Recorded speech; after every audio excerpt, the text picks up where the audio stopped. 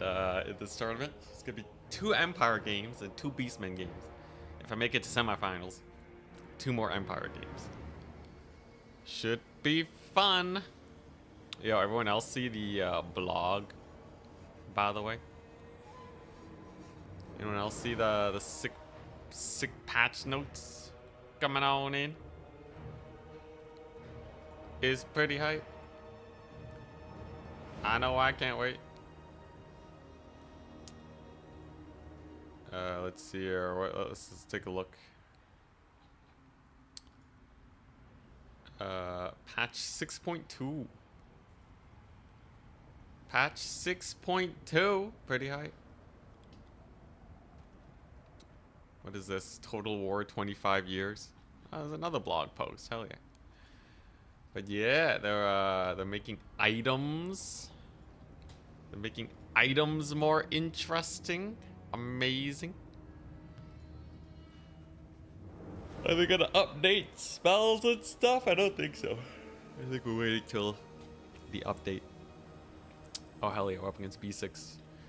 Yo, I'm Empire. Hello. But yeah, I'm just gonna take it easy today. Just play a tournament. Should be good. He's a Lizardman.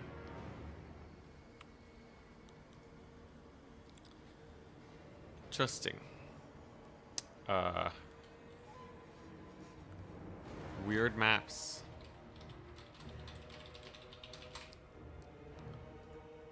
Hey, what's up? Jungle Bear 1, hello.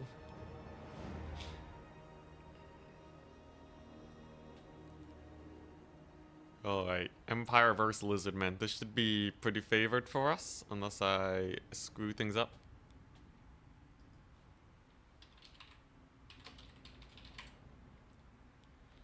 Okay, so Dusted Steppe is a fairly open map. Valley of Lies is okay. Ban Rift at World's Edge. These 2 maps seem pretty cool. Let's play on some new maps. Why not? So we're gonna be semi-tryharding today. Thank you for the good luck, Strix. Lizards. Okay, Lizardman's pretty chumpy. He wants to play on Dusted Steppe. Makes sense. There's some forest action over there.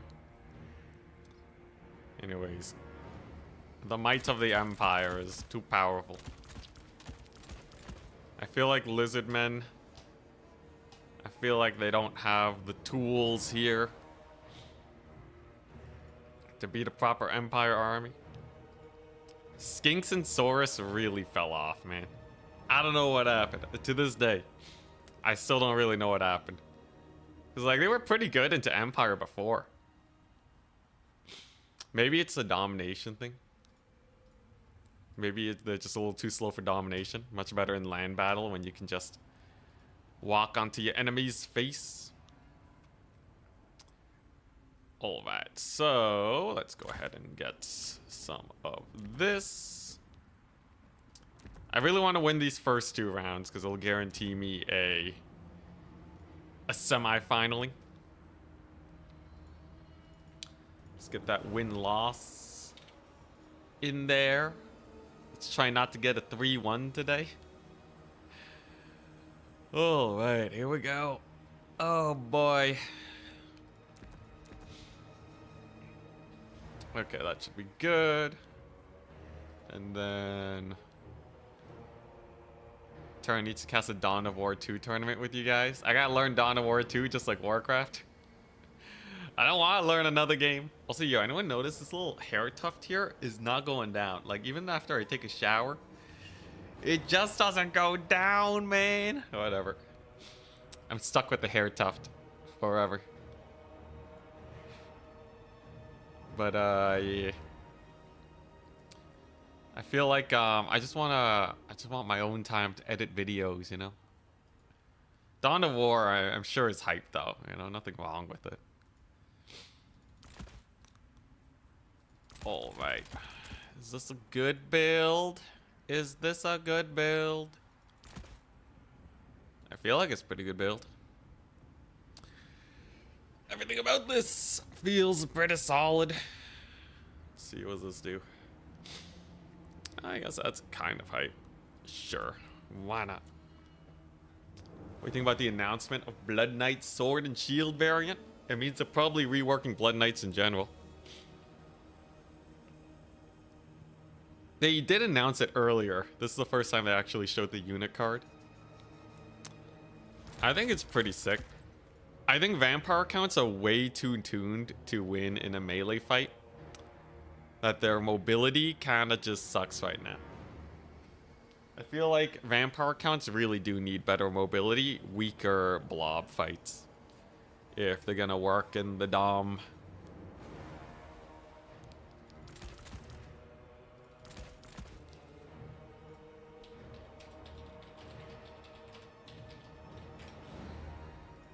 All that.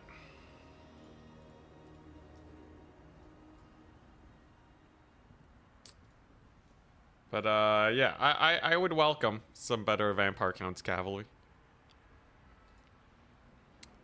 They have anti-infantry hype, anti-infantry blood knights. I don't think that's a huge change though. Like I don't think that changes much. Usually, like you want the impact damage anyways. I'm sure it'll help. Are they cheaper though? I think they are cheaper than the Lance variant. And I think that will make a pretty big difference. Black Arcane bows should have AP on bows. Oh. Honestly, it makes sense for the Dark Elves. Might be a bit strong though. I feel like as a unit, like it fills a really nice niche. If you give them AP, it kind of mixes that up. So I don't know how I feel about that. But as a general idea, I think it's pretty cool. So on Dusted Steppe. A fine map. Absolutely fine map. Let's see. What other units do I really need here? Okay, probably one of these. Two of these? Nah, I definitely need like at least one of these guys. All right. I have it, the build. Lizardmen stand no chance against the might of the Empire. Let's do the Golden Order. He's on the thumbnail, right? Rolling out. Do I want... Yeah, I want that. Yeah, I definitely want that. All right. It's impossible to lose.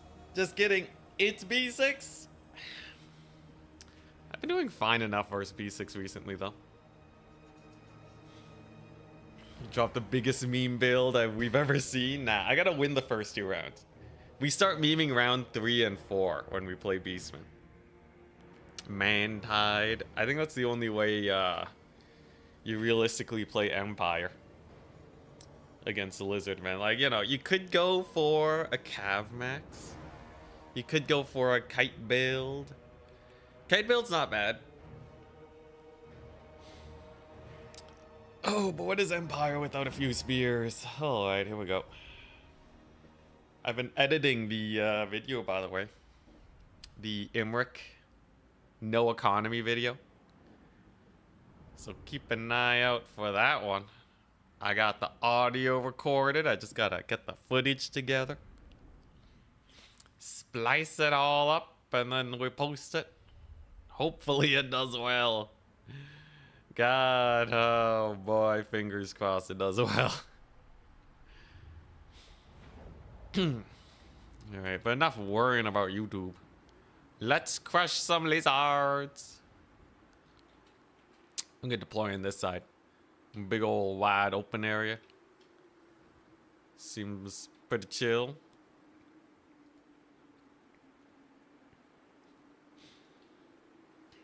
The Gelt Fire. I am running Gelt. I bought a Searing Doom and Plague of Rust. Plague of Rust is really good for these Empire builds. Thank you, Jens. All right. Oh boy. Oh boy. I really wonder what B6 is gonna bring. A lot of Lizardmen players like to go for chameleon stalkers to flank your artillery, because their single entities rely on their on their not being artillery to do well. So if I just summon a unit of cav, I think we just kill them right off the bat. Should be pretty chill. Any moment now, and we will load in. No, I could also fight in this forest here, but I think that's a bad idea. I think a forest fight is bad, because even though the monsters lose a bit of stats from being in the trees. Get wrecked. Opponent has a potato PC. He doesn't usually lag like this.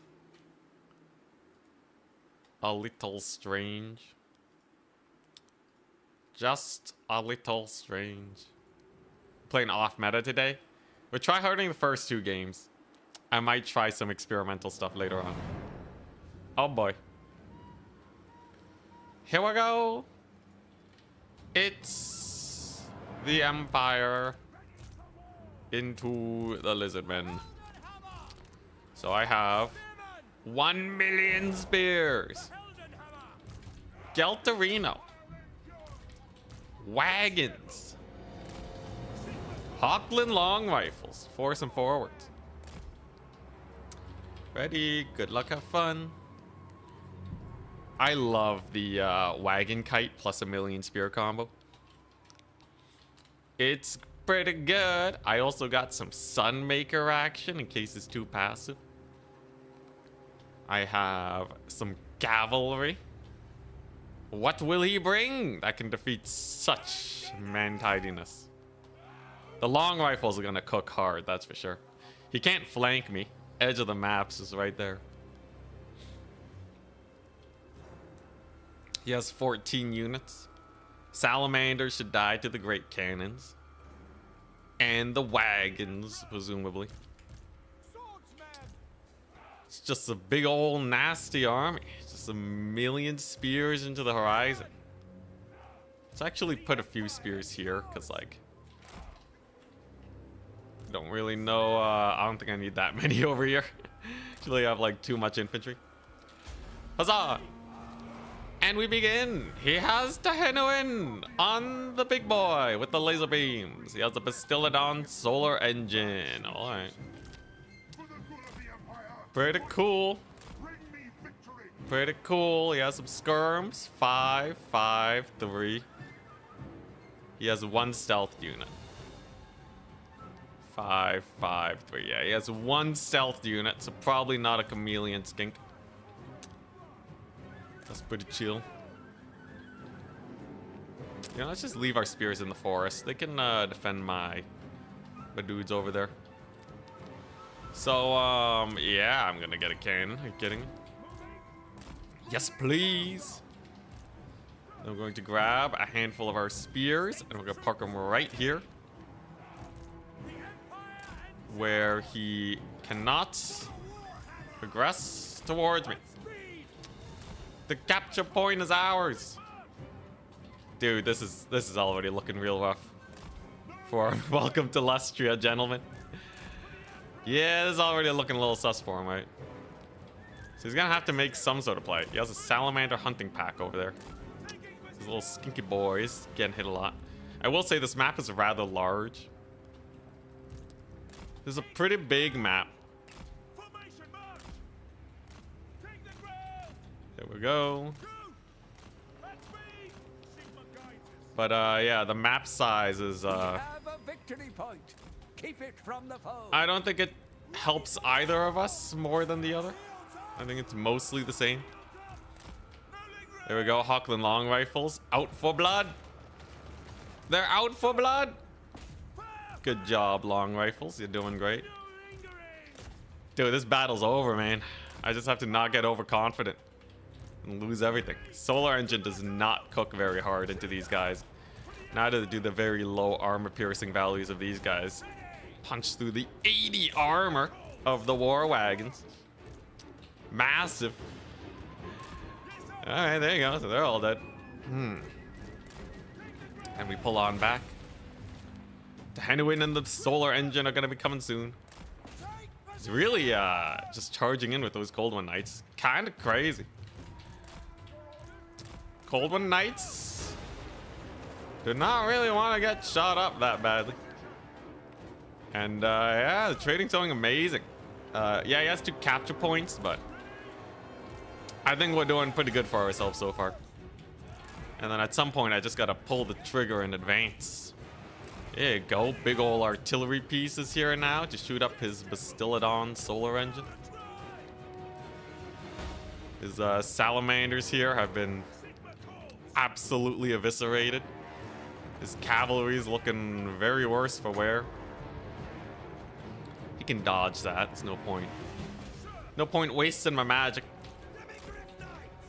I don't think he's gonna summon anything over here. It appears not. So continues the poking. Holy. The War Wagon value is kind of good. It's kind of good. We haven't lost any entities yet. There go the feral cold ones. We can just countercharge them with the spears. That's another 500 gold down the drain for my poor old opponent. Brutality, indeed. Both feral cold ones? Alright, 1,000 gold then. 1,000 gold. Yeah, the Empire Artillery is just way superior to his. It's quite dramatically superior to his. And now he's like sacking his dudes to try and handle the situation, to try and save his boys. But I don't think it's gonna work. Spears are doing great. Gelt with the 6 Searing Doom. There we go. So they're dead. Looks like Gelt is doing fine. Here come the Demogryph Knights. Couple skinks over here. Who cares? I got Empire Spearman at the ready. Oh, okay. So he wants to laser beam me. We can dodge that though. Laser beam is a very, very slow. It's a very slow activated effect. Also, I have the Sunmaker now. We're gonna Sunmake him. That should do pretty well, I think. I don't think he'll be able to catch it. Sunmaker's about to cook his face. The Henwin's getting shot up too. Oh boy, alright. Sunmaker! There it is. God, absolute devastation for the Lizardmen. Henwin's even getting bullied, man. Henwin's getting so bullied. My long rifles are having the time of their lives. Is there anything the poor lizards can do? Wagons are completely fine. Now we can focus fire the solar engine. I can even move up a bit just to capture that point. Might as well. Sunmaker can just continue obliterating. And a little bit of an Empire cavalry charge on the flank should be able to settle things fairly well, I think. Oh, this guy's stuck. Is it worth to just plonk down a Searing Doom there? Holy crap, they are stuck. Oh, the Cold One Riders got stuck on the dudes. They got stuck on them. Oh, the humanity. Oh, boy. Oh, jeez. Yeah, this is a pretty bad matchup for the Lizardmen. This is a pretty bad matchup. Although he's coming in for a second push. Pull back, men. Pull back. Great Empire Knight charge over there. Spears got the brace. Sick. 3x value is insane. Holy moly. Yeah, that's a lot of value. Hello, infantry blob. I see you have chosen absolute death. Oh boy, those are cold ones. And the cold ones are dead. Sunmake them again. Get the cavalry in there. Focus fire the cold one spear riders. They'll go down soon enough. Looks like my Empire Knights are doing great on the flank. Didn't even need the Plague of Rust. Searing Doom's just hype. Oh, pull back. And the spears. There you go. They're doing great over there. Yo, he's almost army wiped, and I still have, like, everything here. This is another great Searing Doom. Dude, Searing Doom's such a good spell. Searing Doom's an amazing spell, by the way. If you have not tried it, I highly recommend. There you go. Oh my gosh, Cold Ones are dead. Minimal Empire casualties this day. It's just Tehenwin. It's just the big boy left.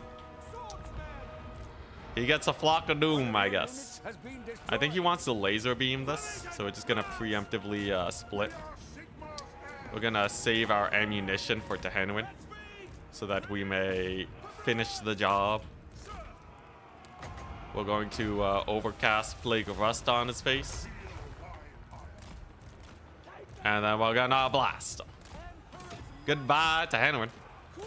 It was nice knowing you. Let's see here. Yeah, mass routes. The wagons are doing great. God, we still have a 3x value lead.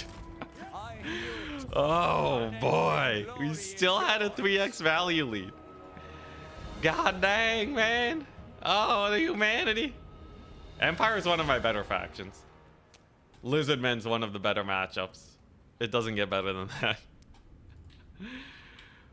Ooh, man. Feels good to play Empire every once in a while.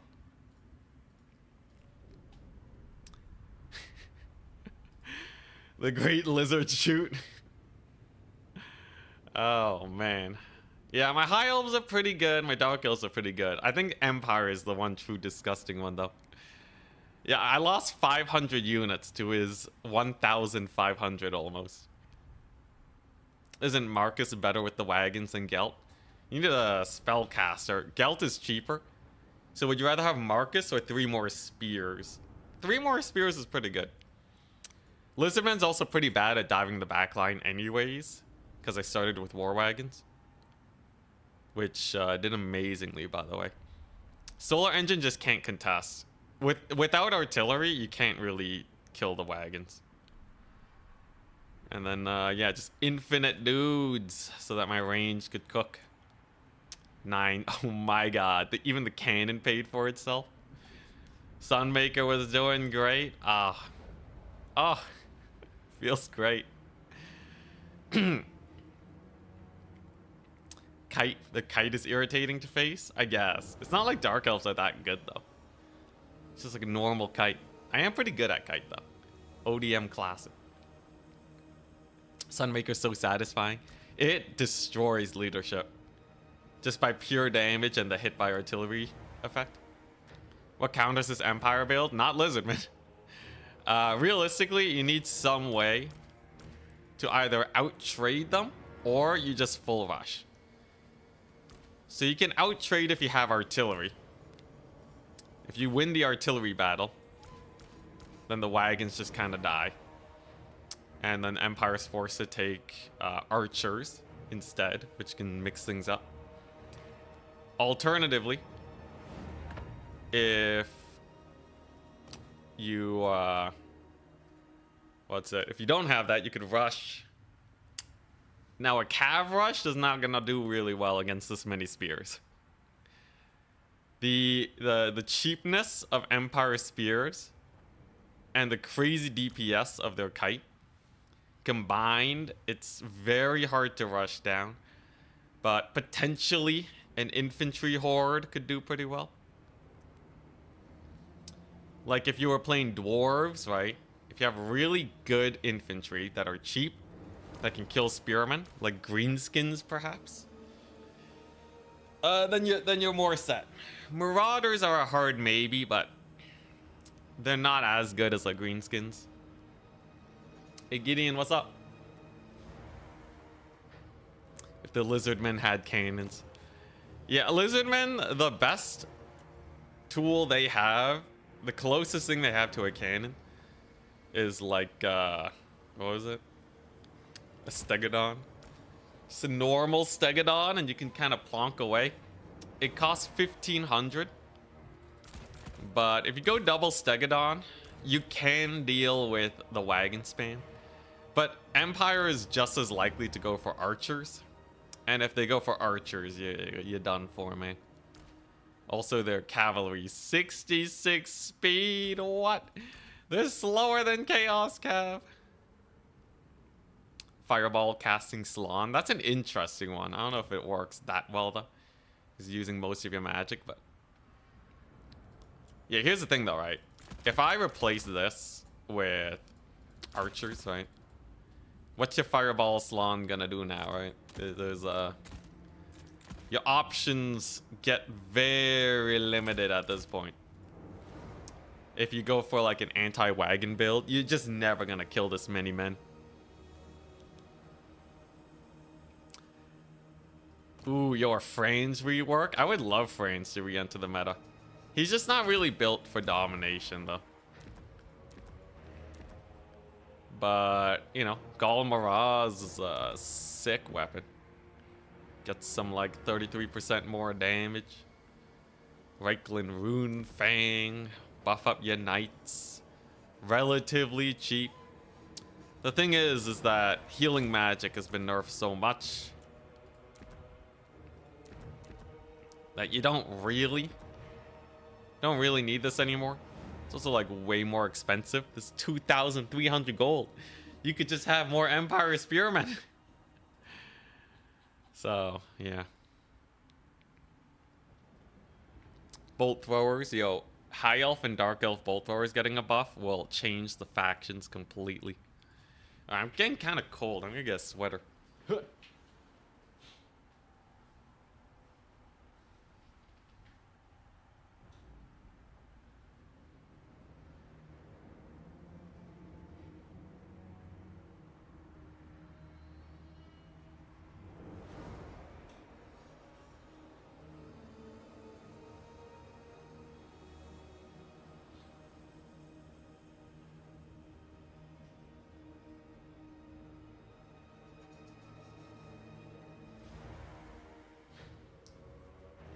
All right, we back.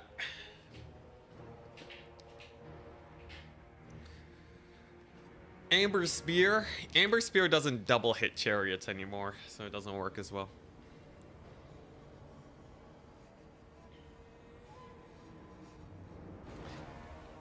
That was Gold Cigarette in multiplayer. He's pretty, I would say he's pretty good. He's only second to the caster lords that the ogres can take.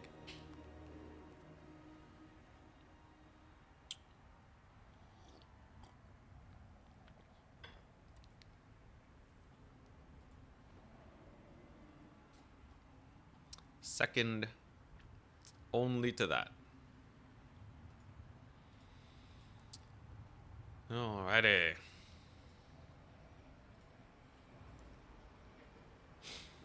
I hope you hope they buff the goblin bolt throwers with the new ones. I bet they would. I bet CA's not going to change the bolt throwers. I think they're going to release a better bolt throwers. And then High Elves once again are going to be like, bro, CA, please. 700 gold bolt thrower. What the what? 4 entities, 3000 HP. They're gonna get outclassed by every other bolt thrower. Goblins will have better bolt thrower tech than High Elves, mark my words. Yeah, 6.2 is hype though. This is a long read. I can't wait for the items.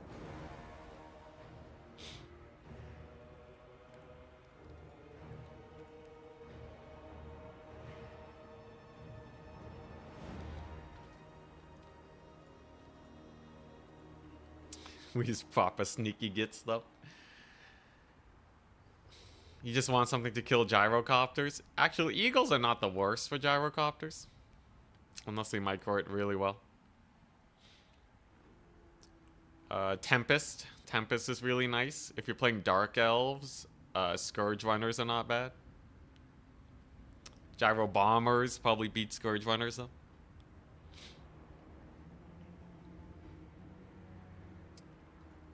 Is that list for High Elves you have somewhat beginner friendly? No.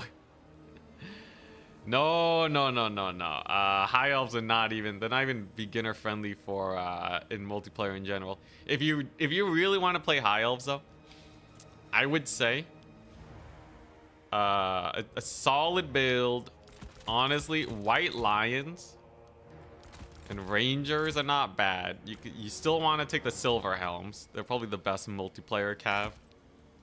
Because their price is pretty cheap. Yeah, just take a lot of infantry. Have a little bit of cav. And you are... You know what you should do? Yeah, you should take this. Take 2 Sisters of Avalorn. Here's your build, okay? You take an Archmage of Light with Net of Amantok. Okay, this is the build, right? Your job, your one and only goal here is to keep these ladies alive, okay? If you're gonna bring this into multiplayer, if the Sisters of Avalorn lose entities, you goofed. Unless they're using like crazy spell casting to kill them, in which case you're kind of screwed. But the entire battle, if you just revolve it around keeping these 2 units alive, you will win your matches. If they stay alive the whole battle. And you'll have enough units here to defend them, hopefully. I guess the rest of the army, you can probably take... The rest of your army, I would honestly just take, like, I don't know, more Rangers. Yeah, like, this is probably a good enough build. Appreciate the rundown, yeah. Yeah, this is actually not a terrible build. The only problem is, like, magic is pretty strong. So people can probably shut these ladies down. Or, like, use artillery. But, like, you're gonna need to run into a player that really knows what they're doing before that becomes a problem. So, I suppose you could probably win a lot of matches here. And your front line's reasonably chunky, too. White lines are not that great. But they're also not terrible. They'll still win against infantry that's cheaper than them. So... yeah, it's good. And if there's anything more expensive, they'll get shot to bits. Turn talked yesterday about maybe hosting an autofill tournament. Would you play if you did? Yeah. Sounds great. Autogen tournament? It depends on when you host, though. Autogen's, oh, God. Yo, what's the best faction for Autogen? I gotta figure it out now before you host, right? We need a faction with very few abilities. I don't think Khorne's actually that good. I think Dwarves might actually be the best. Oh, hell yeah. Yo, Dwarves are insane. Look at this. Hell yeah, yo. Yo, the Dwarves are hype. The Dwarves are definitely really good for Autogen.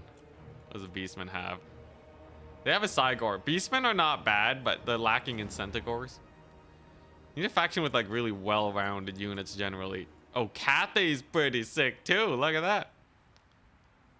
Look at Cathay. They have, yeah, it's a whack load of really good infantry.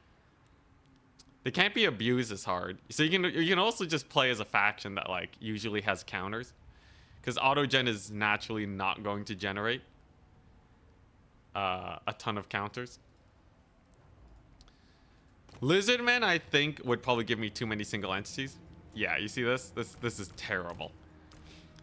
These guys are not going to cook against most Autogen armies. Tomb Kings are hard maybe too, though. Doesn't give me a lot of infantry. Gives a good amount of cavalry, some monstrous stuff. Tomb Kings are hard maybe, but I think Dwarves take the cake, right? Like, the Dwarven armies look like almost actual Dwarven builds. That's the scary part. Like, this looks almost legit. You're only wasting, like, what? 600 gold on abilities for your one lord. So, like, generally, because you're not wasting so much money on spells, you only get screwed if you get a rune lord. A rune lord will eat up all your money, and then you're screwed. But that's kind of the same with every other faction anyways. Yeah, if you get like a Belagar or like a generic lord, holy crap. Like, look at this. They might not even have anti-air. You just have your gyrocopters. You got some artillery to force them forwards. Wood elves. I think wood elves would get too many garbage units, right? They got a good amount of dryads. It's not terrible. I like the no magic. Yeah, it's so much money on the single entities. That's the big problem. It's way too much. Demons of Chaos. Bretonia. I like how it doesn't give him his mount. Does it just not generate mounts? It does. Okay. Was it random? Autogen kind of janky. You get the Foot Lords. Yeah, a lot of factions rely on builds a little bit too much. Maybe Norska, though. Norska's not bad. Norska's actually not bad. As far as autogens go. I would say Norska's a close second.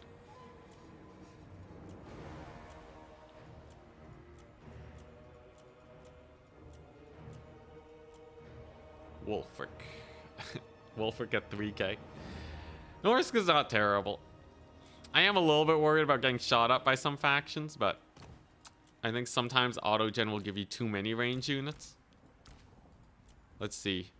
4 range units. Yeah, so like playing a faction like Norska where you can just rush their face down. You can probably rush down most ranged builds if you just play Norska. I think Norska is really good. I think Dwarves is really good. I think a lot of the other factions are kind of janky. Slaanesh is probably, you know, Slaanesh is just Slaanesh. You can't go wrong there. Actually, I guess Slaanesh does have a few units that are a tiny bit lackluster. Very expensive lords, too. Vampire Coast? Garbage. Warriors of Chaos? The ultimate rando? Also pretty garbage. Brush with what? Another range build? Norska isn't ranged, man. Norska's not ranged. Look at this. This is a crazy good rush. You got the giant that just walks forward. You got skin wolves. You can summon in Vanguard, Fimir, Horsemen. Horsemen are really good in the rush. So I don't think you have to worry about that. Yeah, like, look at this. This is insane, man. This would crush most autogen armies. Greenskins. Greenskins definitely have fewer range units, which I think balances out their autogen a bit more. Greenskins are not bad. I just think they have too many weird units with like low leadership that don't work with a randomized build. How about High Elves? Pretty garbo. Let's see what else we got. We have is Empire good? Nah, not enough spears. Autogen just doesn't fill you out with spears. It like doesn't even take spears. Are you kidding me? Dude, look at this. Autogen hates spears. What? Yo, that's crazy, man. Yo, Chaos Dwarves, you lose the second you get a Kadai Destroyer. Then again, you win the second you get a train, so I don't know. But they have a lot of single entities that are a little janky. The trains, though, Autogen will give people a lot of counters to trains. Autogen, generally, I think will give you a lot of counters to single entities.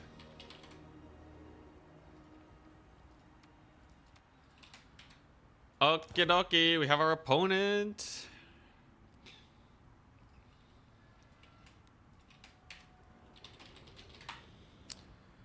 Oh, here we go.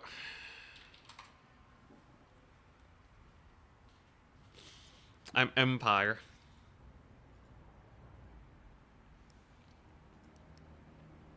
My opponent's faction is Demons of Chaos. Alright.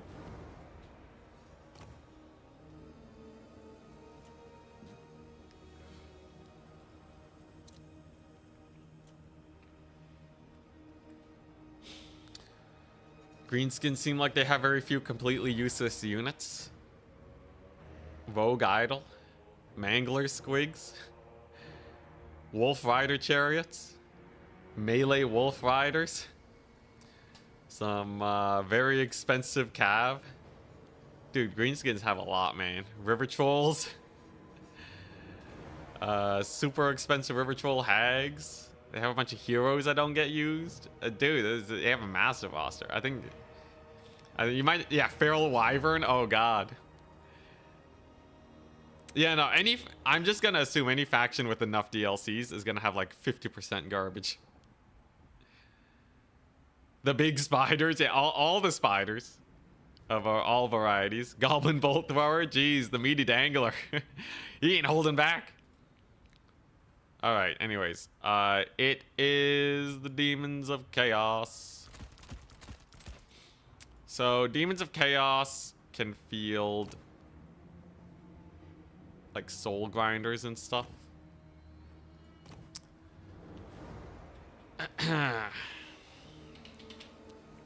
So that means wagons are worse. The maps are like extremely wide and open though. Goblins in general, yeah, unless you do it just right, goblins don't really work. There's like goblin fanatics, which are kind of janky and all that. You can make them work, but very much jank indeed. Anyways, Demons of Chaos, they have fiends. They have fiends. Oh, Slanesh. Those guys are very annoying. I can deal with them though. It's not too bad. I wonder if he'll bring Cav. You talking about me or him?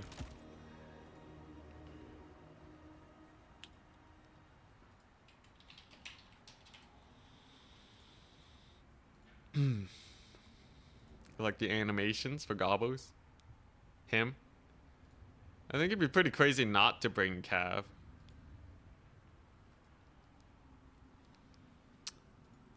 Interesting. So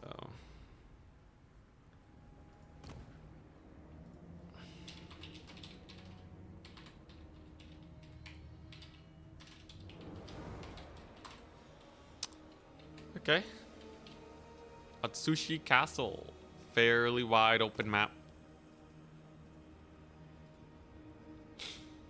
So the big thing about Demons of Chaos. The biggest thing about Demons of Chaos is that they kind of suck, right?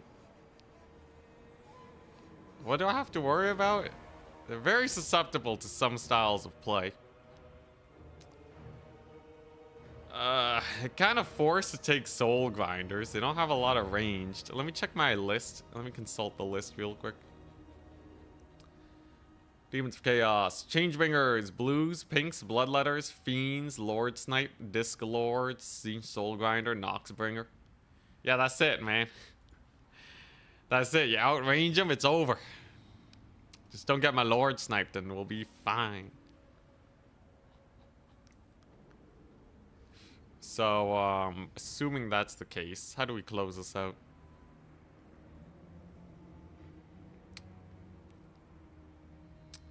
You know what? These guys are hype. Let's take them. Let's see what else. I'm gonna need some amount of cavalry to deal with fiends. Flesh hounds. So Empire Knights beat flesh hounds. So you don't really have to worry about that. So what do I have to worry about? What, like bloodletters rushing me? Bloodletters are pretty chumpy. The plague bearers are also pretty chumpy.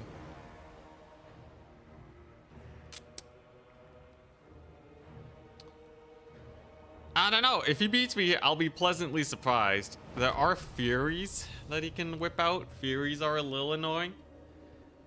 But I think I have a decent answer for them too. What new game mode would be fun for multiplayer? Capture the flag? Actually, I have an answer. It's random armies game mode. I requested CA to implement something like that when Turin did his random FFA. It would be pretty cool to have it built in where you can click a button And yeah, and then you get ARAM basically. So you get random armies, and then you fight each other. You don't have to like build anything. There's no like weird, crazy shenanigans there. If they update it a bit, that would help out a lot. Update it so that you don't waste all your money on casters and all that. I think it could be pretty cool. You know? Or even like a preset build situation.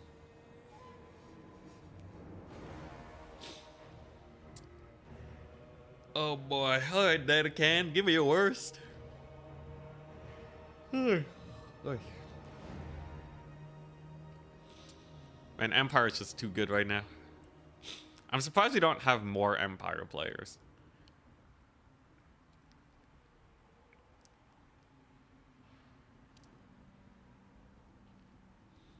Crazy King. Conquest, but the point moves. Does it move faster than the dwarf can walk? Because that would mean dwarves. If so, dwarves would literally not be able to win ever. Unless they like army wipe, but like they just never catch a point.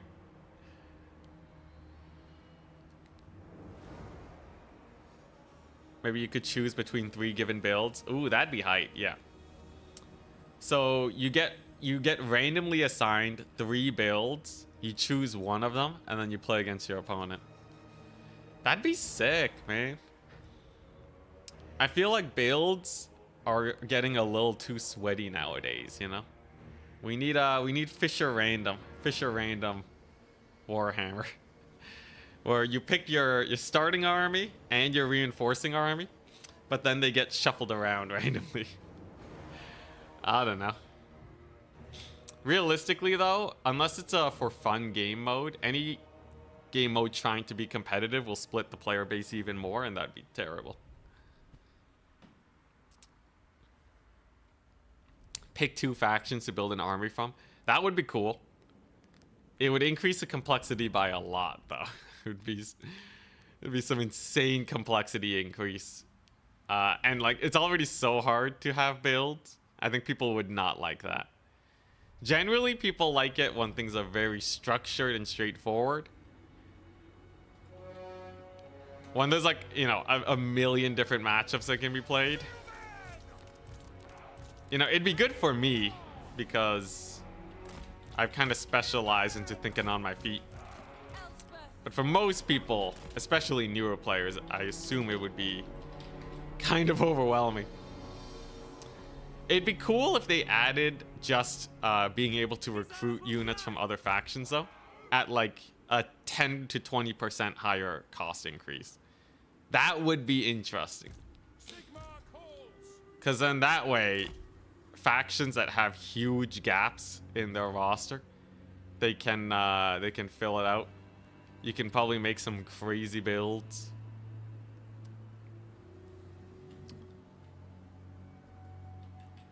Sounds hard to balance. Most definitely. But I think like the counterplay, I feel like it's such a complex game mode. I don't know how quickly a meta would develop. Because if you have access to every faction in the game, you can just hard count. Anyways, give me the soul grinders. I know he's gone for soul grinders. He has a herald. He has 8 units. So double soul grinder when?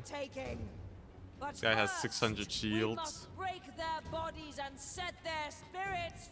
Blood crushers, baby! He has blood crushers! Woo! Yo, that's hype. That's hype, man. It's too bad I have infinite spears. What are you gonna do about that? Are you gonna charge my my thingamajig here? Oh hell yeah! There goes shields. Prepare to be punished. Overcast spirit leech, buddy.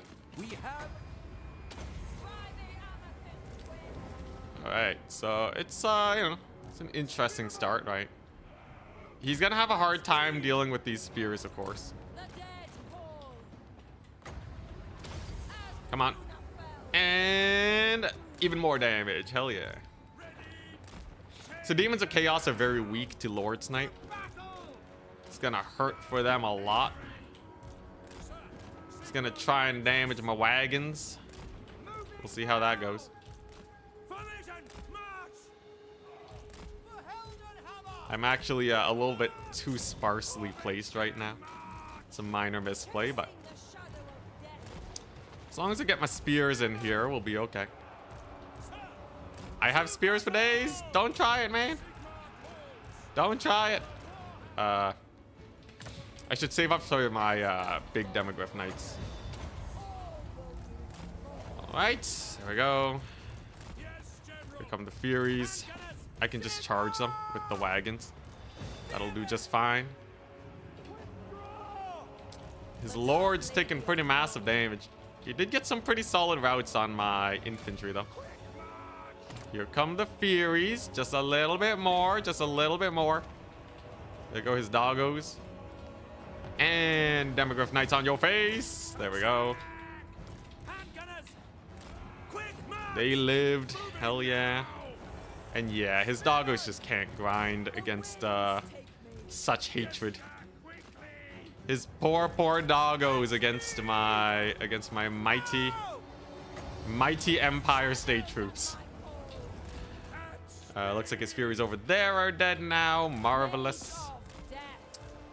And yeah, he's shooting up the wagons, but like they're still alive, man. So like all his magic has really done nothing so far.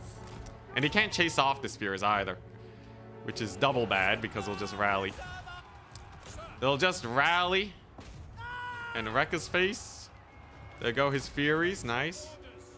I can probably snipe his Lord now. And what's he summoning in? Fiends. He has Fiends. It's fine. I got my Demogryph Knights. Demi Halberds will crush it. Trading wise, we're doing good. His Lord is lowering on the HP front. And as soon as I get my second Demogryph Knight in here, it's over. Super duper over. Although I will say his Crushers were pretty spooky, actually. They held up surprisingly well. Not well enough, though. There goes Fiends. One more Spirit Leech should do. If I can just kill his Lord, I think we're fine here. Demi Knights are having a dandy time. Oh, hell yeah. Here we go. Can I get that Spirit Leech? Come on. Oh, his Lord's low. Oh, his Lord's real low. Fiends lose to Demogryph Knights, I think. So I shouldn't have to worry about that. Oh my gosh, he's so low. I might have to overcast my thingy, though, to finish him off. Oh no, he's just gonna die. Hell yeah. Amazing. Lord is gone, which means everything's gonna crumble now. Hell yeah. The power of the Empire Spearmen.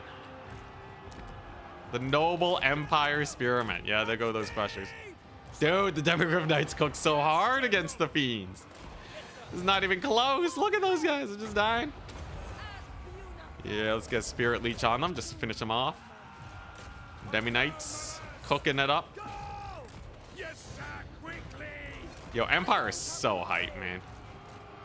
Empire is amazing. He only killed one war wagon. What an embarrassment. And he's gone. Huzzah. Yeah, wagons are crazy. And Demons of Chaos always bring Spirit Leech against them. Always bring Spirit Leech against them. Will the 6.2 change anything about multiplayer? I don't think it said anything in the blog, did it? Unless it changed some of the items. It would be pretty cool to see like some item changes, but we'll have to see. Steel and gunpowder. Yeah, that was brutal. Demogryph Knight Halberds. Amazing unit. So that's 0-1 for Demons. Chaos Demons versus Empire. So now we get to play Beastmen. Hell yeah. What a stomp, geez. I am playing one of my best factions right now. Empire is probably one of my best factions.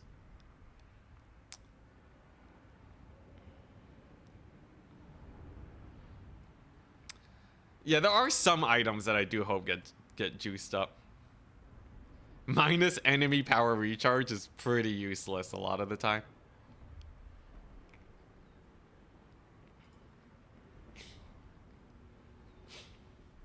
What do you think to changeling zombie summon to charge Tzeentch War Shrine build?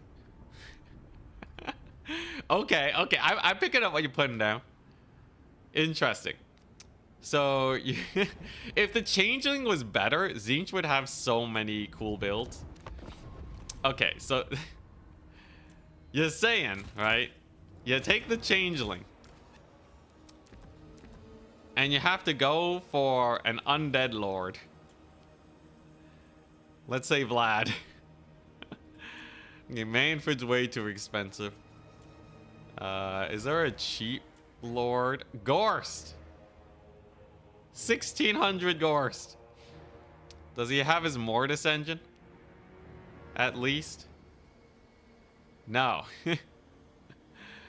Let's see here. Yeah, I don't fancy a foot Gorst. Kemler, does he have his healing? God. Yeah, the problem is you don't get any of the cool items. Okay, let's just see though, right? Let's just see. Here's the problem, is they're all on foot. I don't think there's a single vampire lord you can changeling into that starts with a mount. But let's say you do that. And then you have a Tzeentch War Shrine. Yeah. Now the War Shrine, the way it works is that, yeah, it gives you power recharge and reserves per second. So what if you take 2 War Shrines, right? You can take 2 War Shrines, right? You can't even take 2. What a ripoff. So you have 1 Tzeentch War Shrine. Didn't you try this as Manfred, did I? Might have once. Tournament to Greases. I think there's a bounty on winning a tournament semi-final by turning into Tzeentch. You can take a hero with the War Shrine. Doesn't change much for this particular test though. Okay, so let's say you do this, right? And you're like, wow, I spent 2,000 gold for Foot Kemler, right? But hey, at least he has Master of the Dead. So he's no better than a normal Necromancer. The zombie summon takes a minute and a half to decay. So even at the start of the battle, you're just gonna have to sit back for a hot second.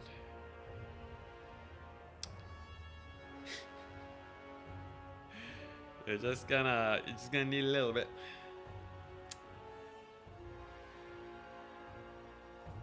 Let's get it ×4 speed.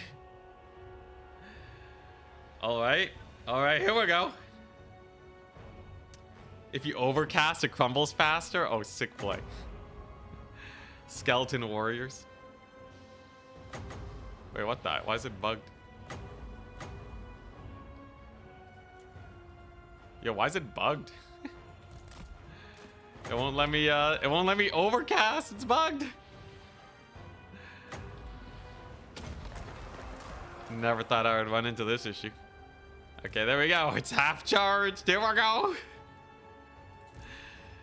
Here we go. Yeah, it's bugged. It just doesn't let me summon skeletons. Weird. I don't even know why. Ask for a summon time nerf to secretly buff this. Nah, trust me, this is strong enough. We're already at 0.15 reserves per second. It's insane. Look at that. Look at our reserves right now. It's huge. It's on X4 speed, by the way. I basically have infinite magic. Massive bonuses. There you go. Power recharge 100%. For some reason, it's not showing up. I don't know why. It's not showing the percent, but it's there because it's 1 power every 4 seconds. There you go. Big brain plays. It's so disappointing, man. They just got to make the Tzeentch Warshrine better first. Even if the Tzeentch Warshrine started fully charged, I don't even know if it would make a difference in domination. Maybe land battle. Maybe you can take it in domination for a little bit of extra power recharge and all that. And you can kite a little bit more, but like it's still a 1300 gold unit. I guess you can just leave it in the back as a mana battery. But is that really going to be better than like here's something that people don't do that is genuinely pretty good, right? Double Necromancer mana battery is a very uncommon playstyle. This gives you way more Winds of Magic. It's cheaper. You get to desummon them. And you get it immediately. Compare this to the Tzeentch Warshrine, and also consider the fact that the Warshrine needs to get charged up first. This thing has to cost like 900 gold or something. I guess it doesn't take up hero slots, but like... It's just nah, man. That's true, spell intensity. I guess it gives you spell intensity. That's genuinely not inconsequential. Except you have to be in range. You have to be within 35 meters of this thing. Why don't we just start bringing Hyro Titans? Hell, it's already mostly, it's close to the same price as a Hyro Titan. But this guy can actually fight for only 700 gold more. A million times better, man. He's a million times better. It's just a really expensive, fragile, large, situational mana battery, yeah. Tis all, tis all. Honestly, Hyro Titan sucks too. A lot of unit buffs that I want to see come on in. A lot of unit buffs. Hyro Titan does look sick though. It looks better than the Warshrine. I'll give you that. Style points wise, if you can win with it, you're a god. Celestial Compass. It's also another unit that doesn't see play. So we're talking about this thing. The Wu Jing War Compass. Not only does it give you Mastery of the Elemental Winds, which is a global mastery bonus, it also gives you your power recharge, and it comes with 2 free spells, and it costs 350 less. So you're looking at like close to 40% off on the unit with bound abilities. I guess it doesn't give you the leadership bonus that the Tzeentch Warshrine gives. And I think it has less HP, but people don't use this. People don't use the Wu Jing War Compass. So he has a bad track record with these buff units. The only time they made it work was with the Grail Relique. The Grail Relique and the Corpse Carts are the only AoE buff units that work, and I think it's because they're really cheap. So you actually, most of your money, like people will just pay for capture weight a lot of the time. And the Grail Relique is 3 capture weight for 400 gold. Super worth. Super duper worth. Even more worth, you play Vampire accounts. For 300 gold, you get 3 capture weight. It's 1 capture weight per gold. That's great value. It's better value than a Crypt Ghoul unit, technically. Could use Corpse Carts, the likes. Maybe Warshrine is supposed to be good in campaign only. Why?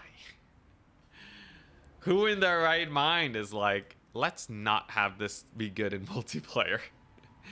Especially when you have units that do the same thing, right? It's not like aura buffs are OP or even annoying or disruptive to multiplayer. I would be very surprised if it was intentionally done. I think much more likely they just don't have the time to look at each unit. Unlike us, myself, who just stares at the game 24/7.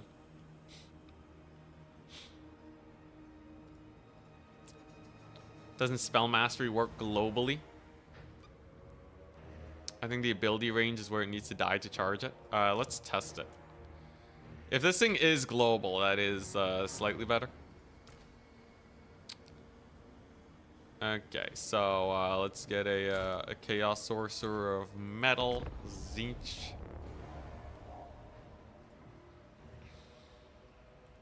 Play Norska. Norska currently is not that bad on the win rate, 55% win rate. It's not terrible.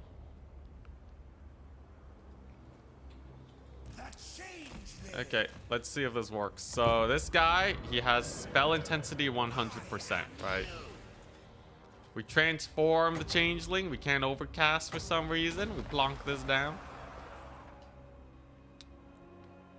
Here we go.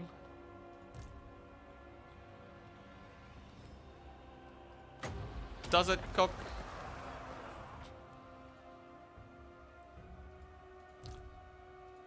Now we gotta wait a bit. Should have played Warriors of Chaos. And as soon as that's gone, we can look at Kemmler's spells. He has intensity 100. The zombies disappear. He now has intensity 16. This guy has intensity 16.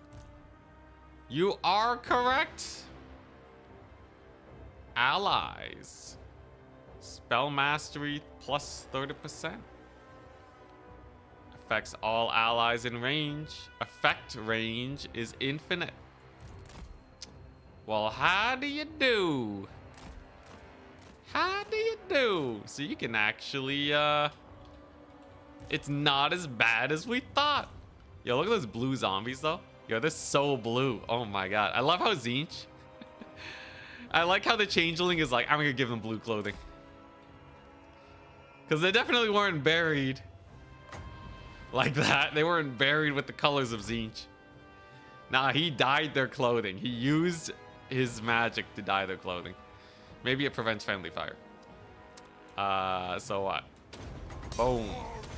1 million damage final transmutation. Okay, I should have waited for till after this cast, but... yeah, there you go. It's done. Yeah, we're done here. What about rat summons? Where's rat summons? There's the guy with the spiderling summon, isn't there? I think there's a guy that can summon spiders, so... The thing is, it's not gonna give you enough units. If a unit of zombie only half charges it. I don't think anyone here has enough summons. You could go Drycha.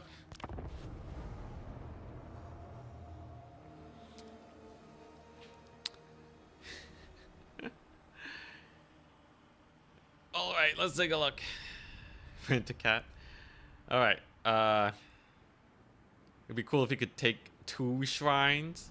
If you could take 2 shrines and stack them, it would be pretty cool. I can't lie about that. Boom. Dryad summons. So this way, it only lasts like a minute. It lasts 50 seconds even, not even a minute. Oh my goodness. So how much charge are we looking at for this? You can also take the cultist, combine it with the dryads. Gee, it takes so long to get underway though. You're 2 minutes into the battle and you get this thing to 10% spell mastery. Like, even if you had it 10% permanently, right? If you think about it, your magic gets you 2,000 gold value. You got 200 gold off of that. It costs 200 gold for the summon. It's just not worth it. There's no way we can make it worth. I guess you also get some extra magic. Squolk. Squolk. Oh, that's true. Squolk does have clan rat summons. Okay. All right. I see what you're putting down. If they ever make the war shrines good, this is it. Honestly, if the war shrines started maxed out, I still don't know if people would take them. Because the war shrine needs to get you 1,300 gold to be worth it, right? Its aura is roughly equivalent to that of a corpse cart. So let's say that's 300 gold. That means you need to make 1,000 gold off of your war shrine. 1,000 gold. Let's say it gives you like 20 more winds of magic, right? When you bring it to the battlefield. At 20 more winds of magic, you get like 1 Buna. That's like 500 gold. So you're still losing 500 gold taking the War Shrine. Yeah, I don't know, man. That's not as generous as I could be, though. Squolk does actually charge it up halfway. I would say Squolk is probably not the worst option here. The downside is you have Squolk without his items, but you know, now you got your summons, right? So as soon as those guys are down, come on, you can spam blues. Well, like, you know, people have tried that before. It doesn't work. Okay, so the War Shrine's cooking now, right? I have 4 Winds of Magic, or 1 Winds of Magic every 4 seconds. And my damage is amped by 30%. Right? So, like, after all that effort, like, this is how much my Pestilent Breath does. These guys have too much armor, right? Okay, what if I use Plague? Plague with intensity. Here we go. And they don't move? Yeah, Squolk's magic doesn't damage Ant very well. I guess it is corn, right? So, like... But, like, okay, what's Squolk supposed to do after? Haha, your armor is reduced. Oh, okay, wait, no, I got a sick play now. Look at this. Look at this, it's huge. Armor reduced by 78. That's, like, way higher than usual. And then you go for the Pestilent Breath. Overcast for additional poison contact effect, I guess. Boom! Immense! Insane! Holy crap, it did like less than a quarter damage. Oh my gosh. And we're out of magic. Yeah, no, the problem is the Tzeentch War Shrine. Let me tell you right now, this thing could start maxed out and it's still not that impressive. I think maybe it's runnable if it starts maxed out, but even that is questionable because we already have mana battery builds that people don't run. Nah, man, I don't think we're cooking with this. People have tried I've tried mana battery builds before. It generally doesn't pan out because you're spending so much money on effectively what is a little bit more Winds of Magic. When you already usually have enough magic anyways, if you take 1 or 2 spells. So, like, what does it do? What is it for? There has to be a best one, I guess.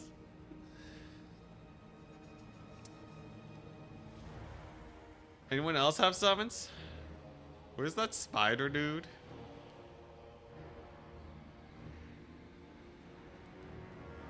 Where's the spider dude?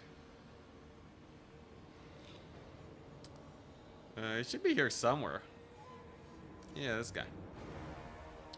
He's reasonably cheap, and he can summon spider hatchlings.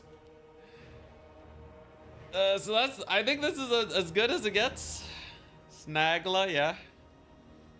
He also comes with a net, so he has a little bit of util. It's pretty hype, right? Pretty hype. Yeah, Snagla. All right, I'll be back in a second. Maximum value.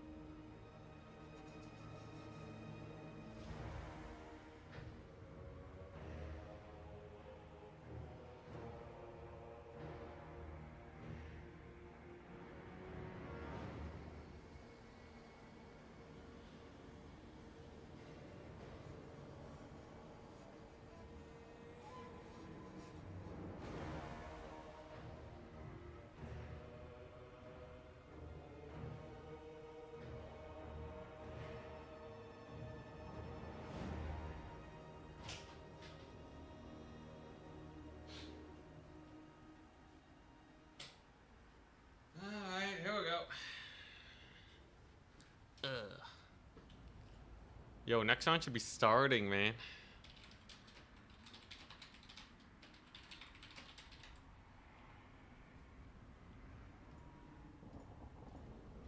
Snagla is always the right choice with the changeling. I tried him before, he kind of sucks. You mean spam the blue fire spell? If it was charged from the start? Yeah, like, you know, but like think about it, right? If you're taking, let's say you have Kairos, right? You have blue fire, right? You have, you know, his usual kit to increase spell mastery. He costs 2,600. Would you pay 1,300 gold? So imagine he had an item here, right? That is called Better Blue Fire. And it costs 1,300 gold. And it will make your blue fire do 30% more damage and increase your magic regen. Mind you, that's basically the same effect as 2 greater arcane conduits. But instead of costing 400 gold, it costs 1,300. If you just compare it to greater arcane conduit, it's just an extremely expensive greater arcane conduit. I don't know how else to put it, man. It's, you know, that can die too. It can die, though technically it can also provide leadership. So there's a little bit of that. Impressed? I am not.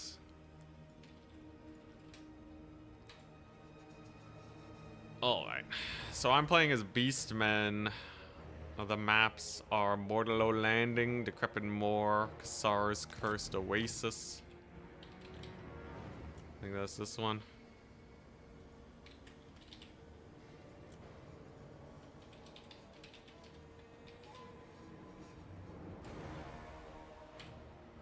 Alright. He's playing Dark Elves. Maybe if it was like 800 gold. 800 gold is like at the point you're starting to cook a bit.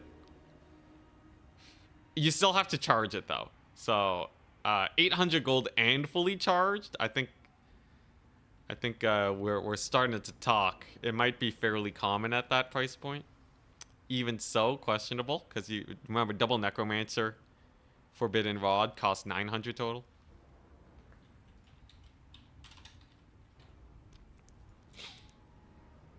Alright, so playing on Cursed Oasis, and I'm the Beastmen. Beastmen versus Dark Elves. Beastmen are completely unrestricted. What do you think about that?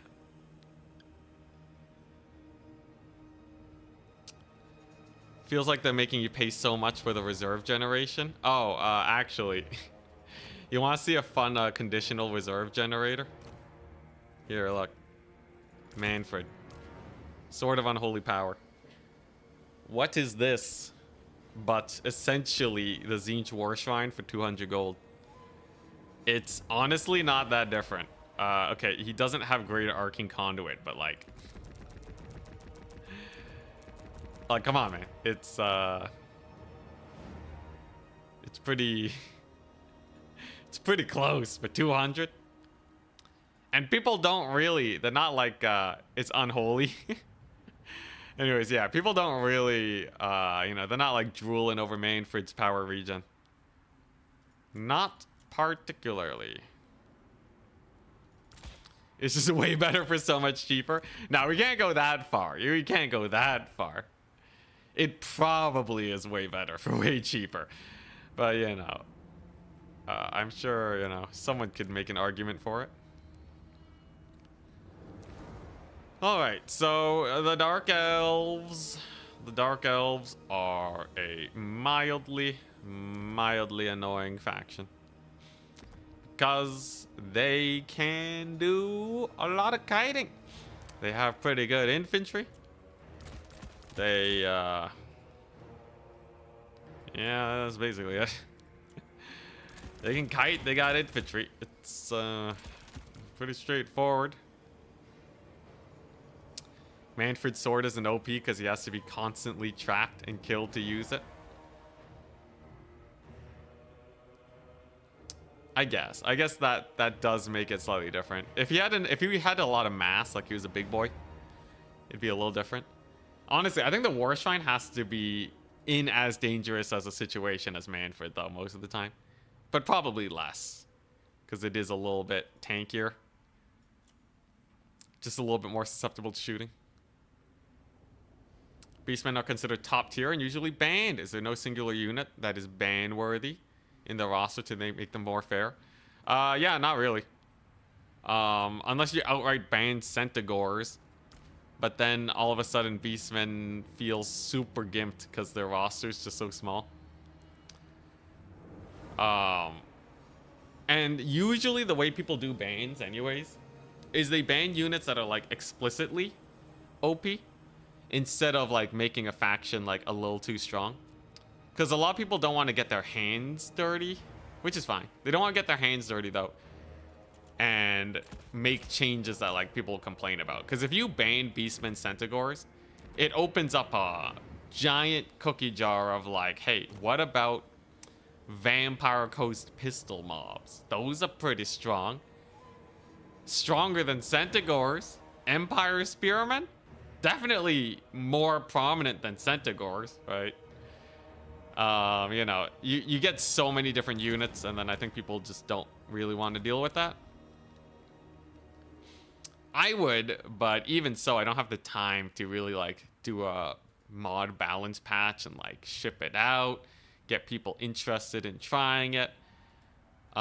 Because like, especially while it's still growing, like, you know, people are going to want to train for turns tournaments, and then like learning a whole different game mode essentially is kind of janky. So yeah, you kind of end up in a situation where life is kind of rough. Let's see, what composition do I want here? Yo, Ungor Spearmen are like Empire Spearmen, but like worse in every way. Except for Primal Fury. I guess they're fast. I guess they are fast. I guess that's pretty cool. That's pretty cool. Maybe. Can I get this? Sure. There we go. Huh.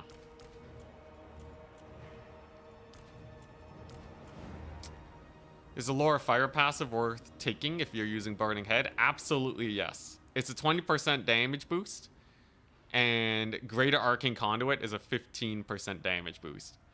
It's better than Greater Arcane Conduit. Laura Fire passive is like a must for how cheap it is, because it will last the full duration of any spells you cast. It's just a flat amp. It's so amazing, man.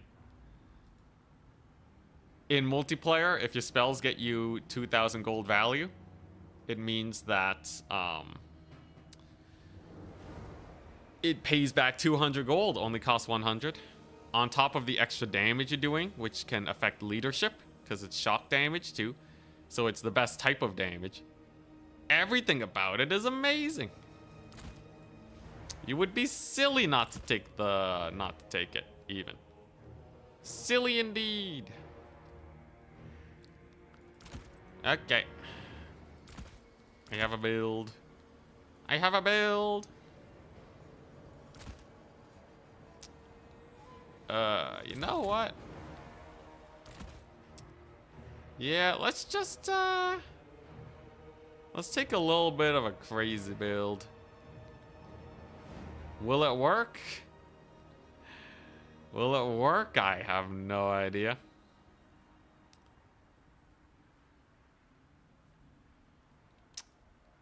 Oh man, oh this is a weird build. Oh, this is a weird build.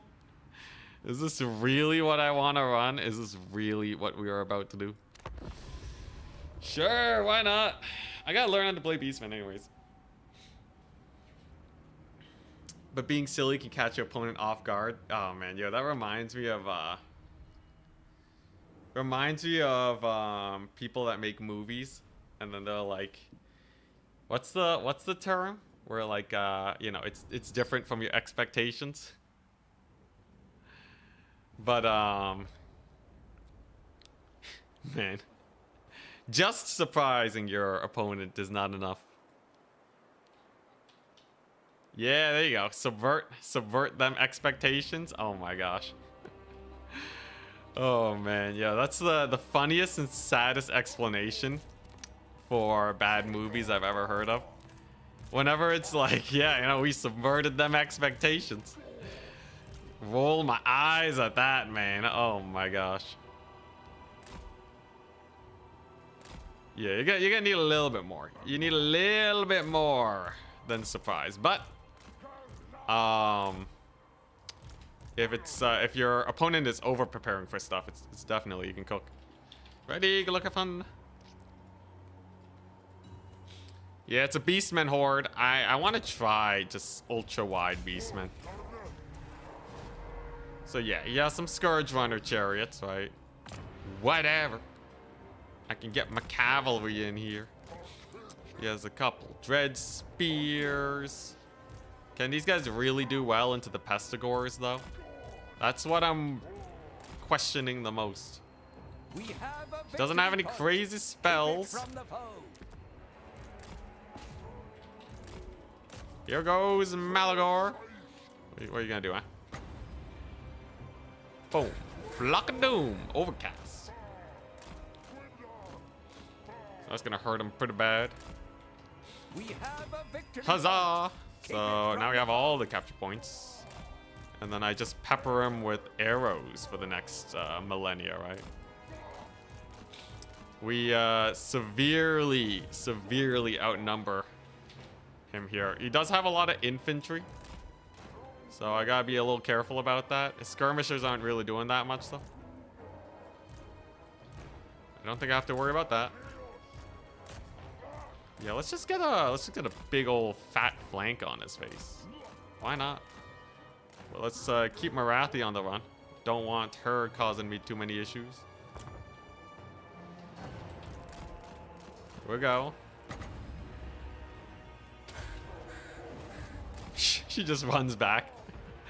That's pretty funny. That's pretty funny. Poor Marathi, man. Spent the whole battle chasing these guys, and now she has to run home. Great Flocks of Doom, by the way. It's punishing him terribly. Gold damage value is still not fixed. He's bought in the Cold One Knights. All right. So we're going to use Spears to buffer here. And I'm going to use my infantry to just hold the fort. They should do fine. Spears are chilling as they're mostly a defensive tool here to hold the line. Here comes Mama Marathi. She wants to Melkoths to me. But I will not let her. Never. Never. This is the most obvious Melkoths ever, man. Yeah, okay. None of that biz. Huzzah! He's surrounded on the flanks. Alright, now she's gonna get Melkoths, but a little too late, right? I think most of this battle's already pretty over. Especially with this massive flank we got going on. We're braced versus the chariots. So that's pretty nice. And he has a little bit of cavalry, but not the biggest deal ever. There's another Melkoths. Big routes. Remember, it's not showing the Melkoths value. We are extraordinarily ahead. Supposedly, assuming I got everything right. I think mostly my archers being able to constantly shoot is a huge bonus. Oh, there's the passive trigger, though. Unfortunately, he already has most of his guys routing. So I don't think the passive will do that much. And since he's spamming Cav, I'm just going to spam Ungors. Ungors will be the end of him. Oh my gosh. Monstrous route over there. They're all gone. They're all gone. Butchers of Kalkengard are cooking. Alright. Now who do we Melkots? Probably the Cold One Knights. As they charge in here. That way I can hit them and the infantry. How marvelous. Let's get more of these guys over here. Oh, he caught one of my archers. Unfortunate. But with the recapturing of the point, I think we're good. Now let's see the value trading. So if Melkots doesn't count, we're 1,200 gold ahead, actually. We are about 1,200 gold ahead of my opponent. That's a pretty lackluster heal, by the way, for him, too. Not going to help him out very much. There goes his cavalry. Again massacred. And if I just keep spamming infantry, no amount of cavalry is ever going to win it for him. Huzzah! A fairly strong Beastmen game. I think Dark Elves... I don't know. I think maybe it could have just been his build. I feel like his build wasn't really that good. Like, the Scourge Runner Chariots are good for the kite. The melee is good for the grind. Right? But, like, they don't overlap in utility. So I don't really know if it was... I don't really know if it works out for him there. Nothing to catch Malagor either, so Marathi's just kind of useless. She's way more expensive, too. There you go. So there go the Corsairs. Get some skirmishers here. I still have like a 20% lead on value. Which is pretty sick. There's another pretty good flock on his cavalry. They can't really survive that too well. Nice and nice. And the only thing I'm really worried about is like maybe some terror routes here. This map, by the way, is actually a fairly forested map. It's a mistake I made before. But absolutely this map has a lot of trees in it. It has a lot of trees, and that's gonna slow down your dudes. Sometimes. Or at least I think it does. Maybe they don't actually count as forest. No, they do. Okay. More cavalry. Butchers can get on in. Just a couple dark riders there. Not a big deal. I can stay in combat. Yeah. It's pretty dunzo. You can tell he just has like no units left, right? Oh, it's a big flock of doom. Yes, please. Yo, Malagor. Malagor with the 1,600 value already? Holy crap. Yeah, I knew I didn't really have to worry about his cavalry because of the Flock of Doom. Yeah, he's desummoning some cav over there, though. I love the Butchers of Kalkengard just miles away. They'll show up eventually. Hey, archers came back too. Hell yeah. Uh-huh. Malagor gets the route on the chariots. Amazing. He does have a leadership debuff aura. Malagor. And a leadership buff.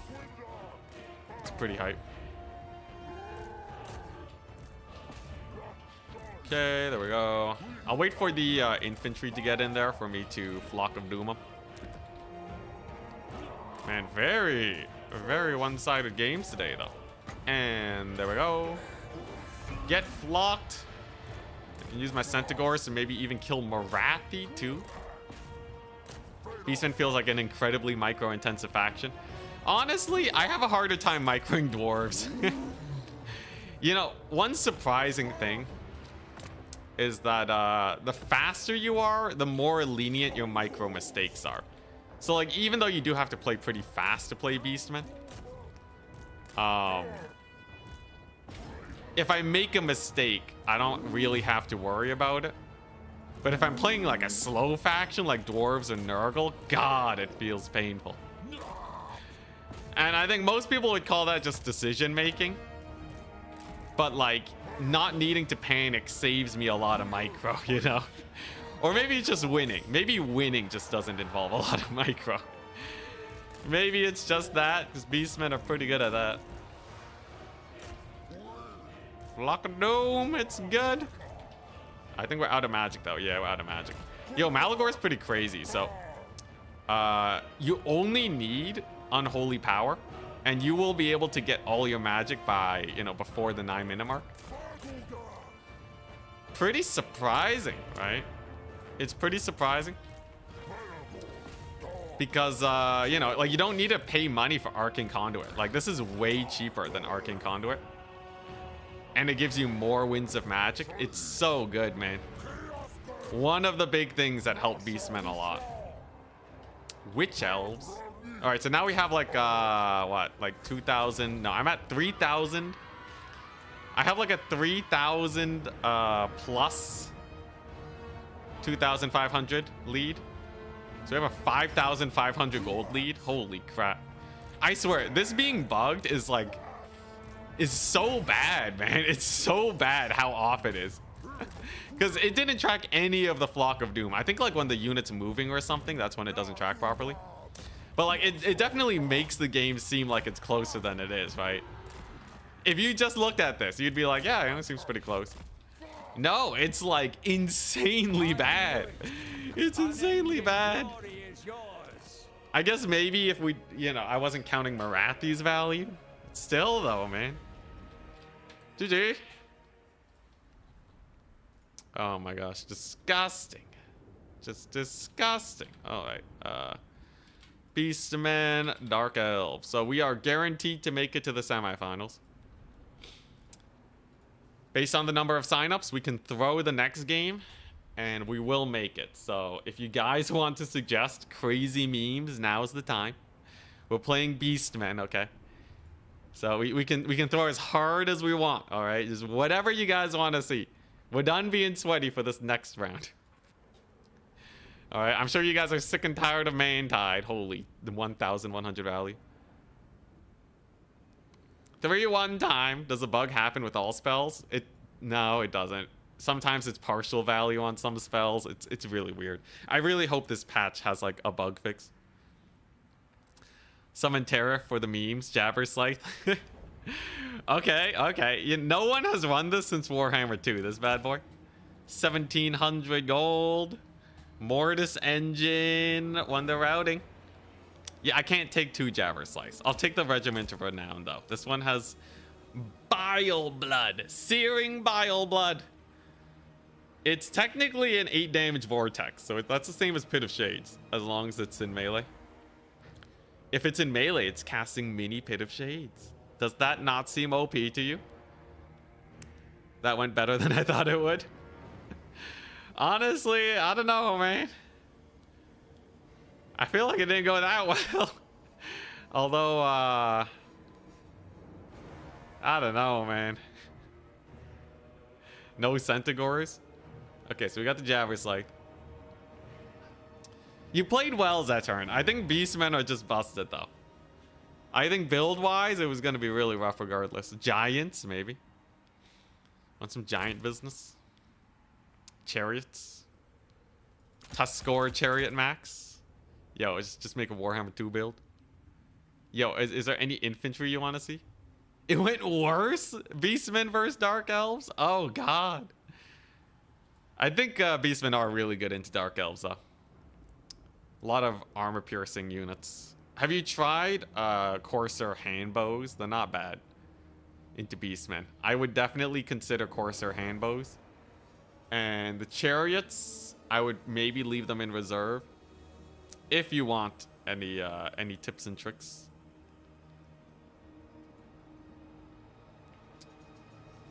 Corn Gores, that's so vanilla. Only Gores from different Chaos Gods? I can only take 4 total.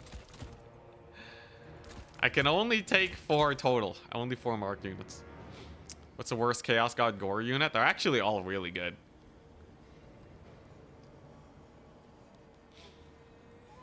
What Lord do you want? I know what Lord you want. Don't even type it, guys. Don't even type it. I know what you want. There you go. What a lovely stream title. Thank you. Alright, what magic do you guys want? Here, I'll do a YouTube poll. Sorry, Twitch. Sorry, Twitch. At least I read your messages now, eh? I bought chariots. Beasts. Death. Shadows. Wild. Alright. What you guys want to see? The magic is endless. Force them to go wild. Yo, wild's not that bad. They got Traderkin. It's like final transmutation, bro. Then you're gonna tell me to take Mantle of Gorok, aren't you? Yeah, alright. Oh my god. You know what? I'm just gonna lock it in right away. There's no way you don't tell me to take Mantle of Gorok. That's just, it's too obvious. Chat is too easy to read. Cygor summon too. You want Savage Dominion? At least I'll use some magic. Sure, sure. Alright, now what? So I have that. Now what? Now what? I could go for, yeah, I got Gorok and Savage Dominion. So this is a crazy damage boost. It's like Occam's Mind Razor, but better by a lot. So you just slap it on a unit and they deal 1,000,000 damage. How many giants can you have? I can get one with giant, yeah. The People's Champion, dude. I gotta like summon this guy in, right? Yeah, I think I have to summon him in, the Jabbers like. The money lines up. You can't argue with that. Alright, and then do we bring Chaos Spawn? Or do you want Minotaurs? Your pick, guys.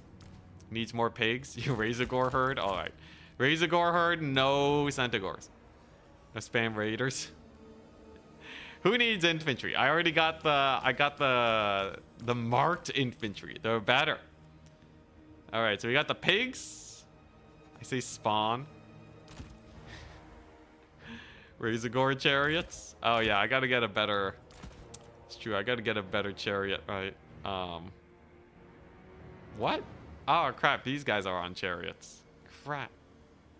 What am I supposed to do now? Can I fit this in somehow? Can I just squeeze it in? Is there any way I can get the Jabber Scythe in here? Kind of. Kind of. Oh my god. What is this? Glorious. Yeah, Kazarak's on a chariot. On a Razorgore chariot, too. Double reserve giant as a nice surprise. Alright, you know what? I'll take one spawn and then I'll take one Minotaur great weapon. Yo, yeah, once I get Slongores after the DLC, oh, we'll be so set.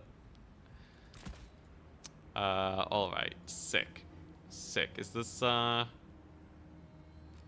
build? Are we locking it in? Your build is chaotic. The chaos gods are pleased with you. Holy Chad build. Oh boy. I'm gonna probably queue into Charix too. We're probably gonna queue into Charix. It's kind of hilarious. It's so dumb. This is the worst Beastmen build. I'd rather auto-gen, man. This is indistinguishable. Oh god. Alright, yeah, I got the Chaos Spawn. We got the Jabber Scythe, the Jibber Jab. This will be a true test of how strong Beastmen are. It's taken none of the good units. Alright, how do I squeeze a little bit more money on this top end? Oh, beautiful. You can just put the spawn in. Ah, oh, now they combo with my infantry. Oh, hell yeah. Yeah, Beastmen really rely on their Centaurs to do well, but you know what? Maybe it's fine. Yeah, no, we're not running Traderkin. What do you think I am, a noob?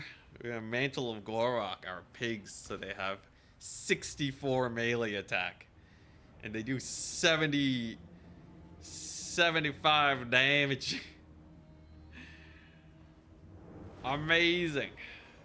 Absolutely amazing. Pigs will one-shot infantry. One-shot all infantry. I'll have giants. I can give my giants 105 melee attack.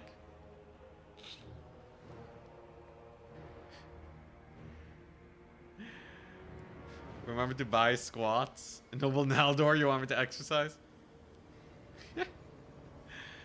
Were you the only one that had so many points? Rank up the giants? I rank up one of the giants. There you go. So now he has 104 leadership.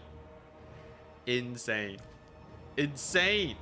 Oh my gosh, Meaty Dangler, he did it. We're doing squats while we wait. Oh god, it's been a while. 1, 2, 3, 4. I have to do 3 sets of 5. Okay, let's set number 1. Not even tired. Rank of the Giants. That's the most cursed thing ever. Yo, if I win this, okay? If I win this... God, my knees. How do you do squats where your knees don't hurt? You have to, like, point your toes forwards, right? Shoulder width apart, toes straight forward.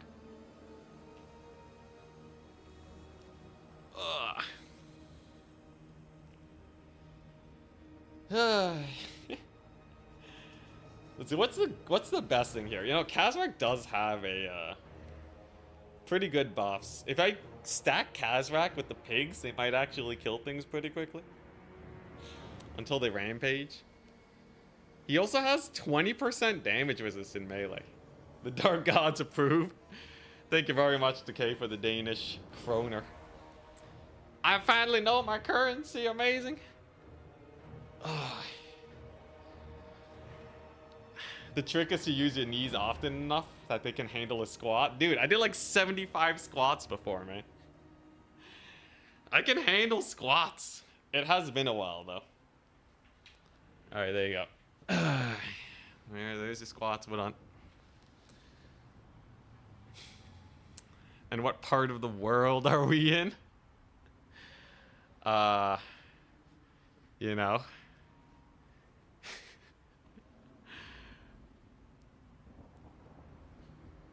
Let's see here. So, wait, it's... Oh, yeah, okay, yeah. You're on the east... No, I mean the west side. You're on the left side of the three...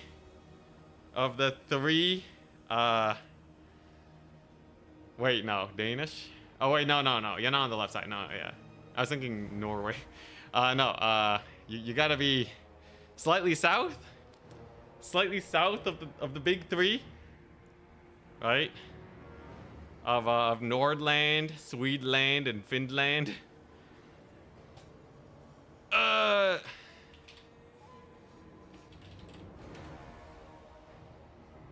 Denmark, a Nordic country in Northern Europe. And Denmark, is it? It is at the bottom of the three. Oh, it's kind of down and left, but I knew it wasn't in the big three, because obviously, yeah. Okay, yeah, and then it's Norwegian. Norwegian countries, okay. I kept thinking Norska, man. It was freaking me out. Anyways. Denmark. Let's go. Yeah, I thought it was gonna be like directly below, but that's actually Poland. Interesting. I gotta start memorizing Estonia, Latvia, and Lithuania. Yo, should I play a GeoGuessr? Is that what I should do? Should I GeoGuessr on stream? You don't have mammoths? Come on, man. Yeah. Alright, quickly, guys. Africa, though. Africa's hard mode, okay? Liberia, Côte d'Ivoire, Ghana, Togo, Benin, Nigeria, Cameroon, Central African Republic, South Sudan, Ethiopia, Somalia. Oh, boy. South Africa. Angola, Zambia, Zimbabwe, Mozambique, Gabon. Oh boy. Alright. Yeah, I can't do that, man. Where are the Baltics? And where are the Balkans? Isn't that like... Is that not like, you know, Greece and stuff? What are the Baltics? Dang it, no, that was Estonia, Latvia, Lithuania. God dang it. I knew it was coastal something. Oh, we goofed. Oh, it's by the Baltic Sea. I should have known. Ah. Wait, what's this then? Mediterranean. Oh, yeah, of course Greece is the Mediterranean. Ah, god dang it. Collab with Rainbolt? Oh my gosh, the dream. There you go, alright. Alright, we'll get there eventually, guys. Anyone know where the Barents Sea is? How about the Kara Sea?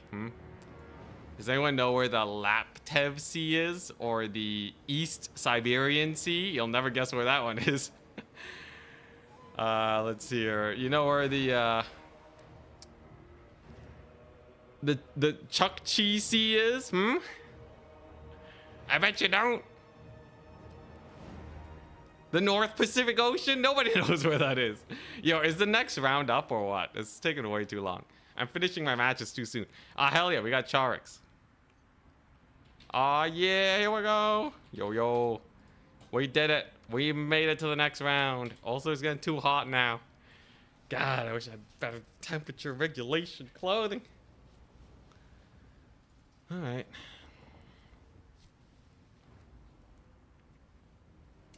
YouTube comments are not showing up in the stream chat bot. They're not. I have a way to reset it. Don't you worry, guys. Refresh cache. All right, someone try it out.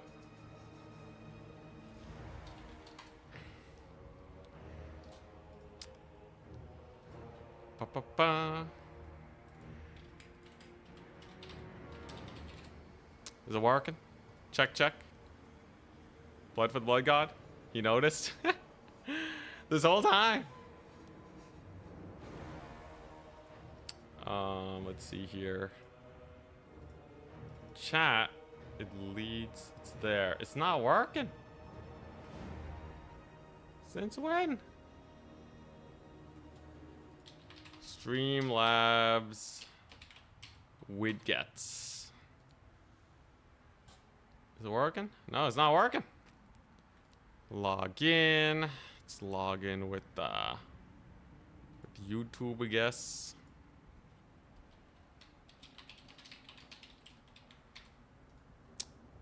What a ripoff. Okay, we're playing on Glade of the Everqueen.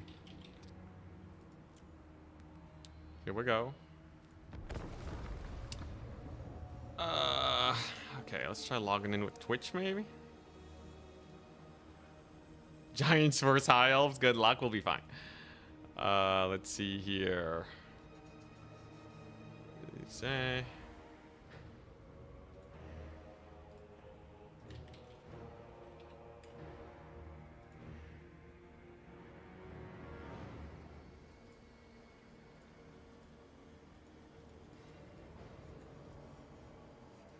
Copy, paste that. It should work.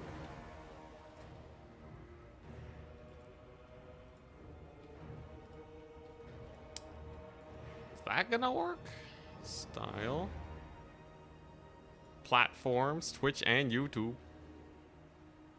Why is it no work? Maybe it's just a today thing. Sometimes it's a little weird.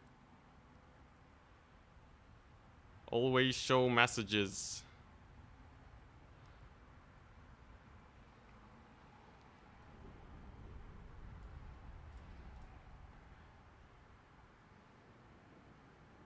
Chat delay. Weird. Yeah, it just don't work.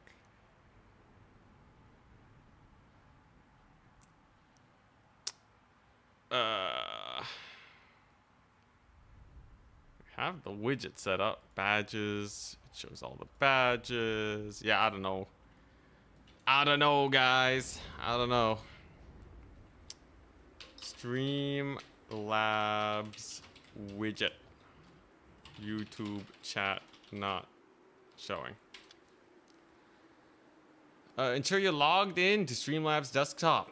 Streamlabs.com. The YouTube account. Okay, so what if I log out and then log back in? Oh, we're in game. All right, I gotta do that first, guys.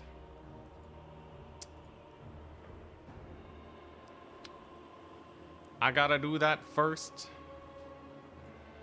Let's see if we can win it.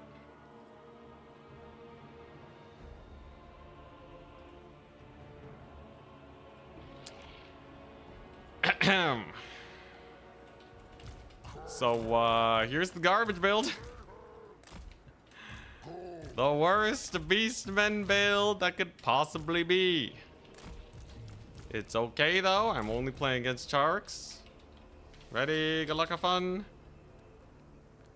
We're just playing against sharks. It'll be fine. I have a Savage Dominion. That's pretty cool. I have some Minotaurs I can summon on in. He has 1 million archers. Okay. You know, the chariot will actually have a pretty good time killing those, I think. He has a lot of archers. You know, maybe the Jabber Scythe will jibber jab him. Sure, he has Techless and a net. What am I supposed to do against that?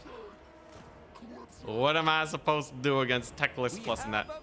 And a spellcast with Melkoths? Dude, he bought like the full anti-cavalry kit, and the only thing he cast it on are like pigs. Get wrecked! Alright. Hilarious as it is, this will still be pretty difficult. I'm gonna need to summon in more boys here, right? We're gonna need a little bit more. Probably some chariot action. Chariots are probably not that bad, actually. Just whip them out. Get them in there. And here we go. I'll wait for the big push before I summon in the Cygor.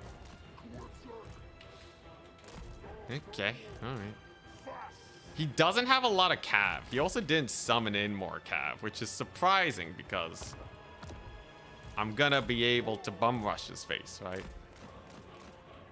We're just gonna be able to pile driver on in with our chariots and such. These archers aren't really doing much. Don't really have to worry about them. Here come the chariot bros. Okay. Yeah, where are you gonna net? The chariots? The chariots are cooking? Okay, so he gets the net down. Just on the one guy, though. Khazrak's coming on in. Khazrak's cooking. Sure, it might be dying, but we're jumping him real hard. Oh, crap. He's getting the bird. He's getting the bird on me. Bird is the word. Let's back up from that. Let's, you know what? Buff these guys up. Why not? Jabber Scythe is alive. That's all it could ever hope for. And, you know what? Let's get the pigs in. There you go. Let's get the piggies. That should do pretty well. Spawn on his cavalry now. So Jabber Scythe took a pretty big beating, but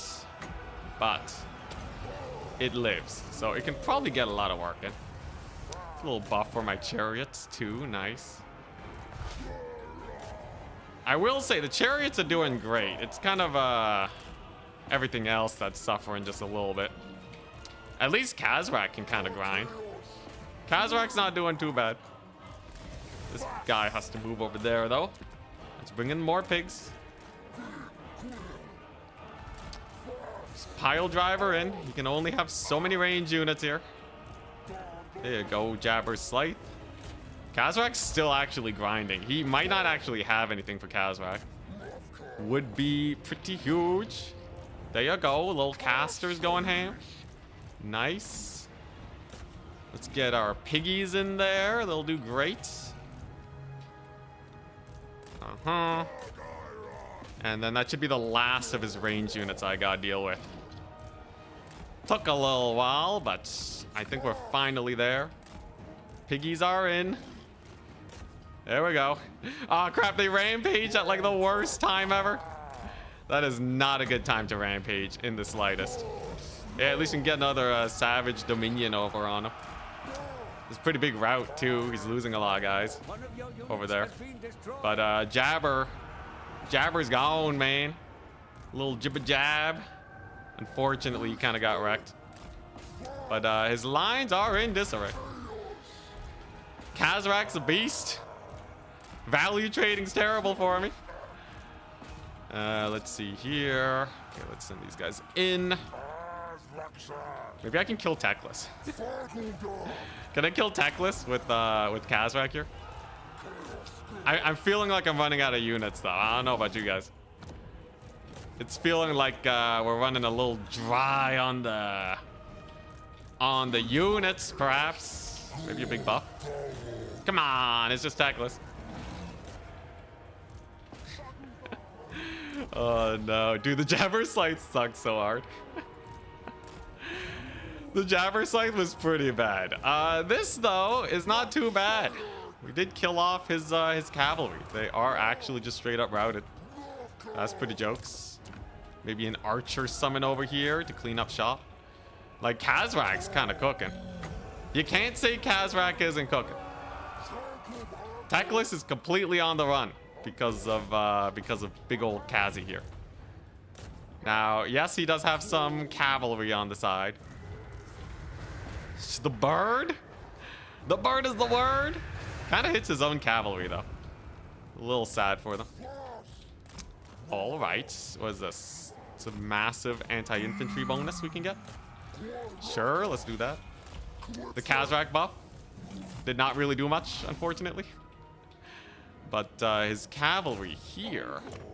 Oh, they're gonna die. They're gonna die to the Minotaurs that were suggested. We'll try it out. We'll try it out.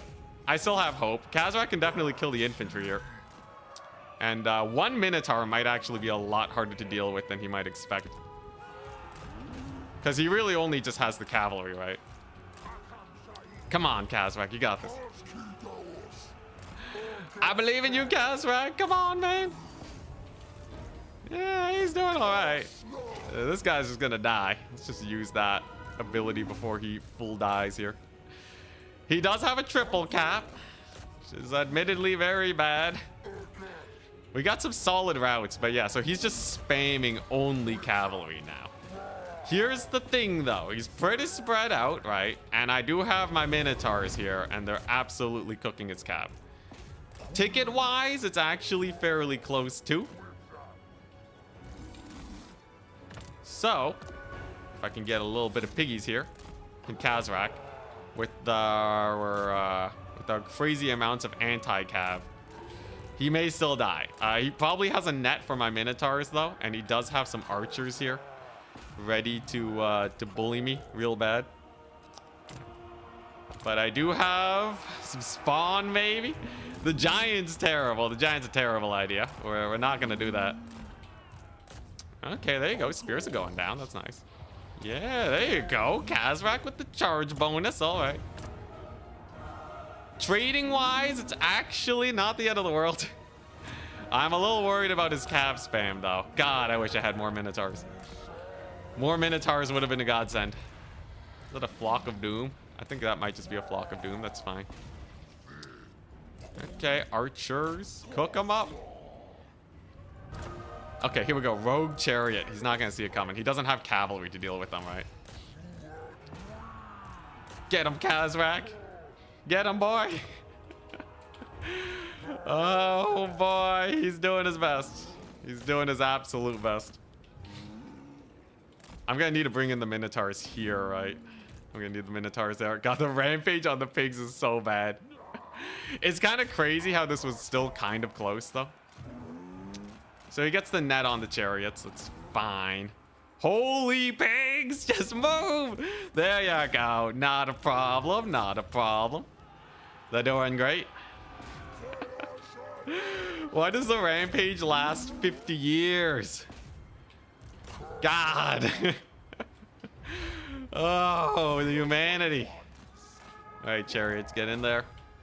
That's a great kill on the riders over there. And now, stuck desummoning. We got to kill there. I just got to kill those last remaining archers. It's just a handful of archers that are being big butts here. Strangely enough, the chariots have enough armor to actually tank against the cavalry. So it's actually not that bad. And we will be re-securing point number 1. At the cost of eating 1,000,000 arrows to the face. F? Absolutely F. You know, it wasn't as bad as I thought it would be. It went better than expected, but still not that great. The big problem was I wasn't able to jump his archers. The net on the Jabber Scythe really gave me a hard time. And then his light cavalry were a little spooky. Another net, man. Oh, God. Honestly, if I just have a whack load of infantry, I think it wouldn't be that bad. Just have like a stupendous amount of infantry. Anyways, I am very close to getting army wiped right now. Dang, good archer defense. Techless? Again, low. I think he will live, though. Is there any way I can salvage this? Probably not. Should have brought another Jabber Scythe. A second Jabber Scythe. You know, if he didn't bring so many archers, I probably could have shut them down. Anyways. GG, well played. There is only defeat. All right, how'd they do? Let's take a look-see. Winnable. Oh, they were armored archers too. That's crazy. Anyways, yeah, my entire build sucked against archers. Let's see here. The infantry, you know, he did have rangers, which made it harder. I will say the chariots were surprisingly not that bad. Like, this bad boy got 1,700 value. They were actually plowing through his backline pretty hard. But if you gotta kill the cavalry, you kind of need cav of your own. Should have summoned the giants. I think if I had a giant for free, I still would have lost. Yeah, Jabber Scythe though. 2k down the drain. I should have kept him safe. I should have kept him safe. Even so, I don't think I could have disrupted 5 archers. This is so many archers. He has like twice as many units as me. Though Khazrak was actually surprisingly hard to kill.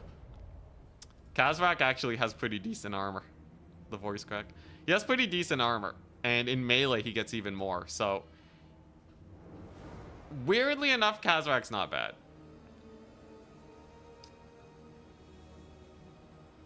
Strangely enough, what's the idea behind the jab versus high elves? Oh, this build was created in between matches. So we're guaranteed to make it to semifinals anyways, which means that this game doesn't really matter. So it's a really good time to experiment with units.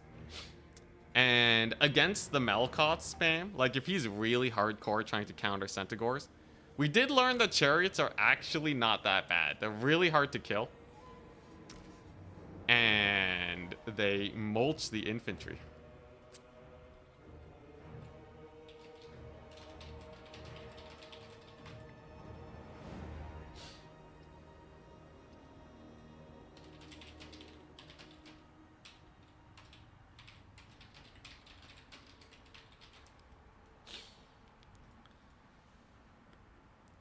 Experiment. Okay, well, like, here's the thing. I learned that Razorgores suck, alright? So I learned these guys suck. We didn't get to test the giants. Minotaurs are great. Chariots are really good. These guys were inconsequential. Jabber Scythe. Holy man, he died so fast. Jabber sucked. He sucked real bad. Same with the Spawn. Spawn were garbage. Khazrak, surprisingly not terrible. Though at 1,200, he's kind of expensive. I would probably cut all of these. Keep the Dark Mail. And you have, you know, you can have a... What? A 1,400 gold Chariot Lord that High Elves can't really kill. Without, like, a dedicated single entity sniping dude. He's actually pretty good at clearing infantry. Compared to a Doom Bull, he's slightly more expensive. But he has 70 speed, so I would say Khazrak not terrible if you just want to clear loads of infantry. Probably not the marked units. Probably like Bestigors are the way to go. Bestigors would be really good versus Cav and such. One Razorgore got 130 kills. I guess, but like it's still, you know, you can't micro them, right? Was that the one just chasing units while Rampage the whole time? Because I kind of needed it in the fight. I kind of needed it actually participating.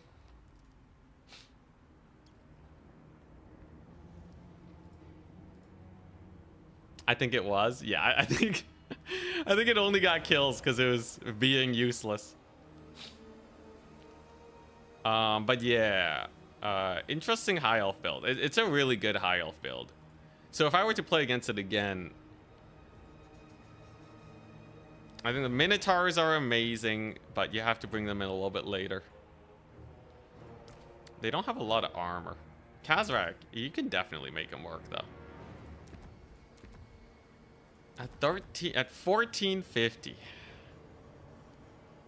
If he was just slightly cheaper, he would be really good competition compared to the Doom Bull. The Doom Bull has more HP though, like the Doom Bull's just kind of better. And he can fight single entities, he can still disrupt infantry. No, fleeing units do count for kills, 100%. But yeah, Khazrak, he does have he is relatively tanky. If there weren't Doom Bulls, he would be okay. I guess he does have his yeah, he does have more armor and damage resist. So like people will try to surround him with cavalry and it just kind of won't work.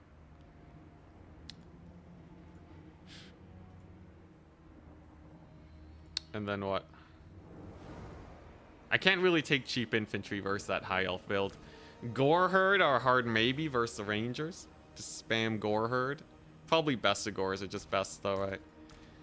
Armored heavy infantry against high elves. My goodness. Just bring 4 of them. Also the magic. The magic sucked. Mantle of Gorok did not cook. At best, maybe I'll use it on Harpies in the future, but Mantle of Gorok did not cook. This guy ended up being really expensive too. I don't even know if I need Jagged Dagger. He's pricey, man. Holy crap. Even cut down, he's 840. Why does this guy cost so much? Is it... Actually, though, why does this guy cost so much? An Empire Caster costs like nothing. Oh, it's because it's the most expensive spells. It costs 200 each. You can take Brave Scream for 100. You can take this guy for 450. Well, there you go. Flock of Doom to the crowd around Khazrak? Nah. I need spells that'll actually, like, change the tide of battle. The chip damage won't really do much. If I did want to deal with crowds, Pit of Shades on Khazrak is jokes. It'll still kill cavalry just fine. Alternatively, we also have Transformation of Kadon. You get a free Manticore. You can go for Curse of Onrir. Onrahir. No, that's useless. You can go for Pain's Impenetrable Pelt. Physical resist against the arrows. Okay, realistically though, Flock of Doom is the best for value. The best for playmaking is probably... Oh, man, I really do want to just have a Kadon caster. Because, like, he's so cheap. You can just take a Kadon caster and desummon him. Resummon him way later in the game to get your other Manticores. He's 4 Manticores for the price of 550. Definitely worth.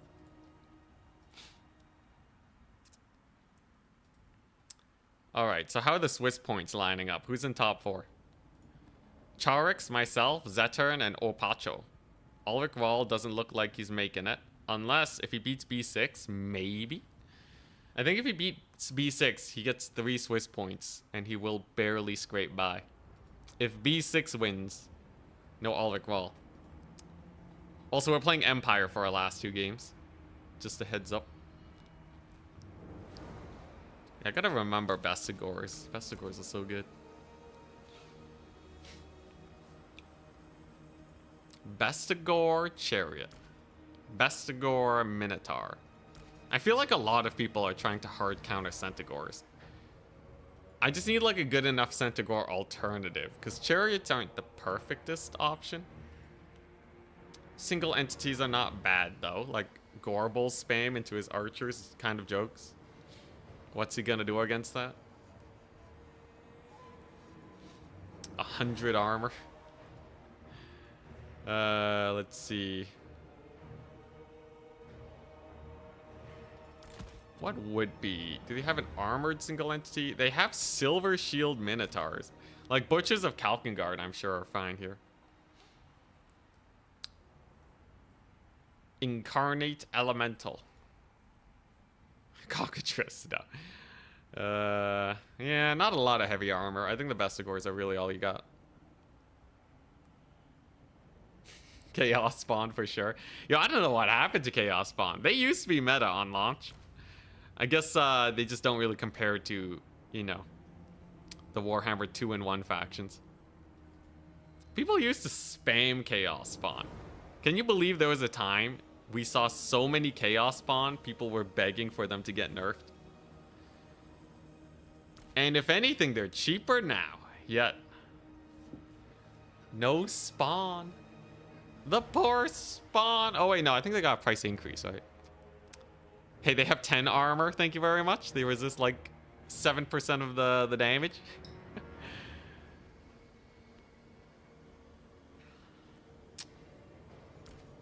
Yeah. Honestly, they're kind of like crypt horrors that are more expensive and don't have regen. If you actually compare them to crypt horrors, let's take a look. Vampire Power counts crypt horrors. They have 900 gold. They do a lot more damage. They have less HP, no regeneration, less armor even, and otherwise their stats are very similar. Crypt horrors are actually faster than Spawn. Embarrassing. But Spawn got that damage. Not armor piercing like horrors, but it's fairly high, I guess. Beastmen Spawn used to have regen. Nope. They never had regen. Unless my memory is really failing me. Sons of Goros. What if they added flying Chaos Spawn? Honestly, that'd be dope. It'd just be Furies though, right? Unbreakable Furies. Honestly, that'd be pretty dope. Unbreakable Furies. Unbreakable flying units are kind of sus though. There's a lot of cheese you can do with them.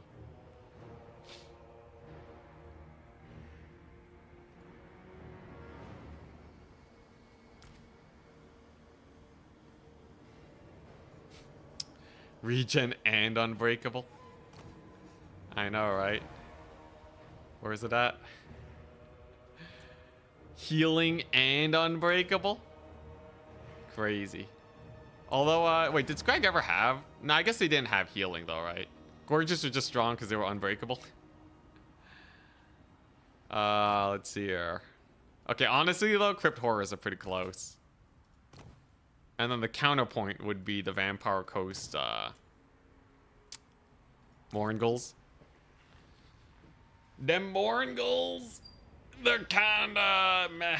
Although they are as close to regen unbreakable as you can get. Scrag did give them regen. Wasn't that only in campaign though? Or did he have an ability? Did he have an ability where if he took Scrag, they would heal? Does he still have it? Cauldron of the Maw. Oh, yeah, no, it does. He does still have it. Yeah, okay, there you go. Actual unbreakable and regen gorgers. Still, though, no one uses it today. It's kind of jokes, though. Intensity with each kill. They can heal 0.2. Is that not broken? Yeah, I feel like that's broken, man. 20% more damage, they heal. Are Gorgers really that bad? Compare them to Mourngulls. They're not that bad. It's Vanguard, fear-causing, frenzy monstrous unit. 28 melee defense, 15 armor. I guess that hurts them too much. As far as monstrous units are concerned. Yeah, they got nerfed into the ground. They lost like 33% of their entities in HP.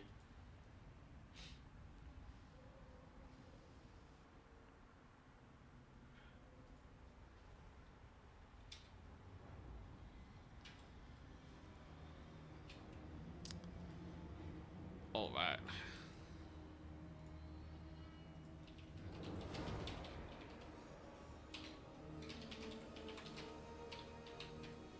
Sorry, 1 second. I have to take a note so I can order something on Amazon for my parents. Oh, the woes of having Amazon Prime. Anyone else relate? Let's see here.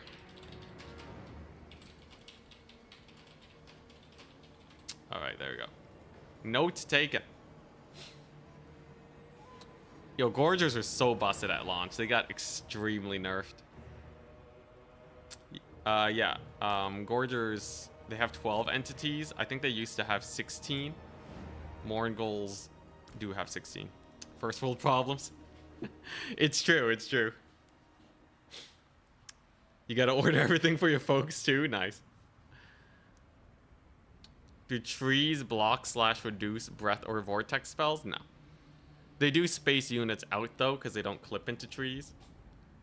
That does make a slight difference. But generally no.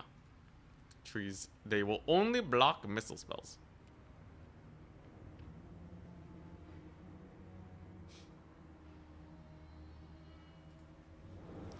Anyways, we're going back to Empire.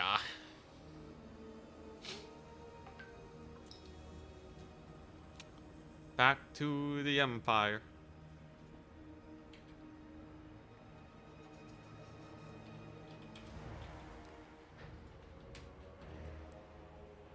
Man, my eyes are so dry now. I'm pretty sure it hit the same time allergy season did, because I've been staying hydrated. But like ever since I opened my window, man, my eyes, why do they feel so dry?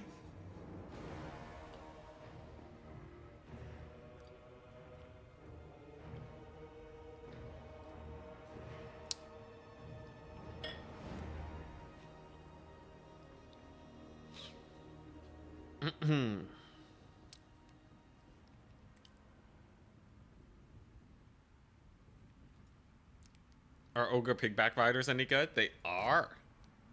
Ogre Pigback Riders currently are a staple of the faction. They used to be OP, now they're just a solid unit. Every Ogre build, I would probably take 5 Pigback Riders. 4 minimum. No fewer than 4 Pigback Riders. And always take the Regiment of Renown, because they have Pigback Joust. Pigback Joust. It slows the unit that they hit for 22 seconds. Which is huge. They charge into a unit of cavalry, insta-death on that cav, okay? It's disgusting. Yeah, they're like a spear unit. They don't get knocked down. They don't have a knockdown animation, which means they're immune to being knocked down. So cavalry charges, they just get stopped completely going into them.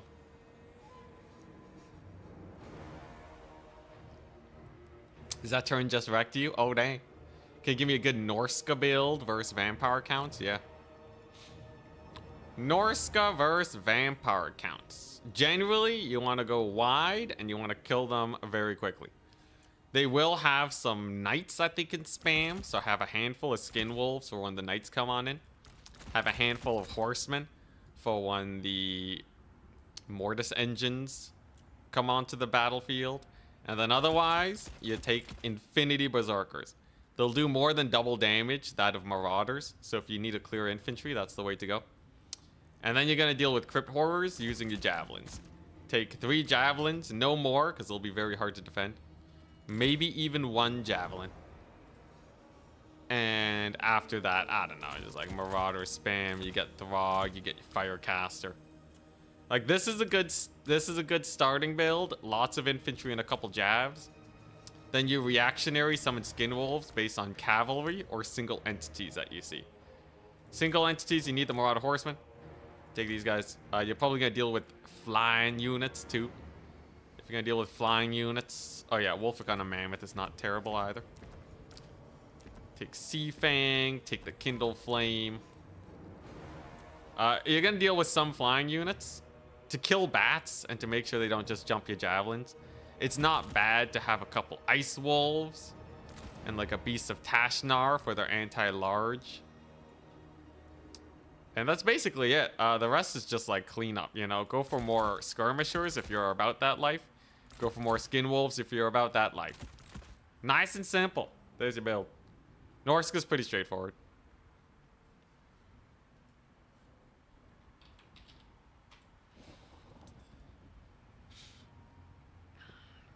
All right, are we in the semis yet?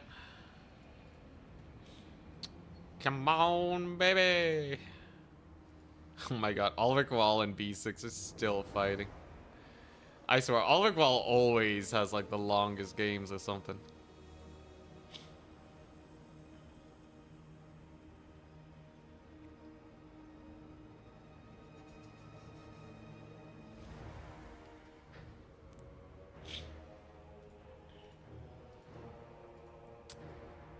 Went Throg and Metalcaster.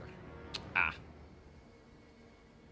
Throg is not the worst. Metalcaster is not that great into counts. Like, always Burning Head, man. After that, it's just gonna come to playstyle, right? You know, don't lose your skirmishers. Don't lose your javelins. Don't lose your skin wolves. Don't send your berserkers into a bad fight. Because it's all about taking the right engagements. It's very easy to take bad engagements into vampire counts.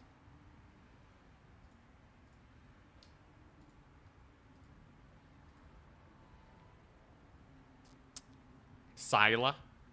Oh, you took Scylla? Oh my gosh. Dude, Scylla sucks, man. It's a common misconception that Scylla and Fingrim has a Mortis engine that can do anything. Compared to an actual Mortis engine, it's actually not that high DPS. They also don't have crazy mass or anything. Take a look at this. Scylla has Serpentine Tail. 10 to 20 damage in melee. Effect range 10 meters. Take a look at an actual Mortis engine. 35 meters. 16 to 32 damage. It's way better than what Scylla has to offer. Way, way better. If you want to kill single entities, you take Wolfric on like a horse or something, or like take let's see here. Honestly, if you're worried about vampire count bringing single entities, you can probably just take a Skin Wolf Werekin. Healing so he can't get sniped, anti-large of a massive amount, very fast, and he can just stop dragons from landing on like Wolfric and such. I think he's a way better single entity than Scylla.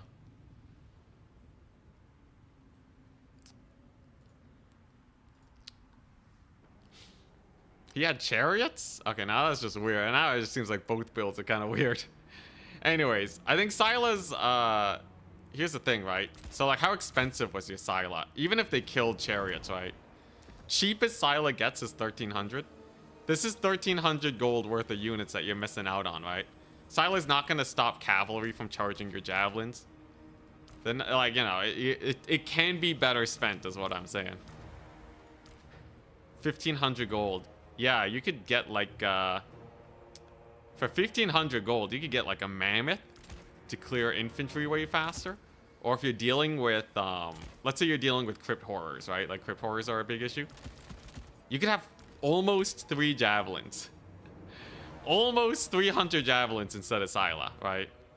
Or if your backline's getting disrupted, you could have, like, an armored skin wolf. ROR instead. This is way more impactful. Because usually it's all about defending your range units. Usually.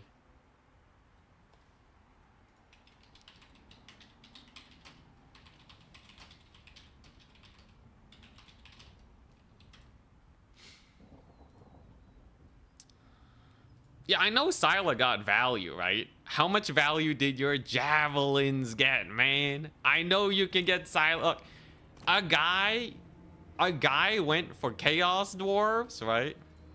And then he got a Kadai Destroyer and fully chevroned it up, right? It got 3,000 value. Did it win him the game? No, absolutely not. Absolutely not. The Kadai was fighting things that were healing all game. And the rest of his army got 0 value because they had absolutely no defense. All right, it's very important. It's very important that that you get units to complement the rest of your army. Because usually the big single entity is not supposed to be the thing that gets you a lot of value unless they're like a spellcaster. You know. Like, or like a Dreadsaurian or something that can clear infantry super fast. But, you know, I'm sure you can make it work, though. Like, I wouldn't say Silo is, like, the worst option into counts. But, you know, we can also chalk it up to just playstyle stuff. Norse can rise. All right. I'm Empire.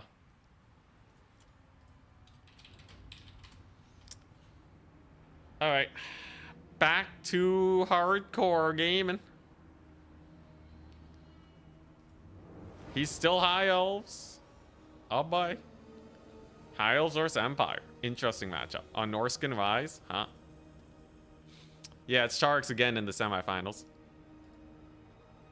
Anyways, High Elves are pretty chumpy. They're pretty chumpy. You know why? Simple. They do not have a lot of armor piercing. Really? Like, what do they have? They have some kite?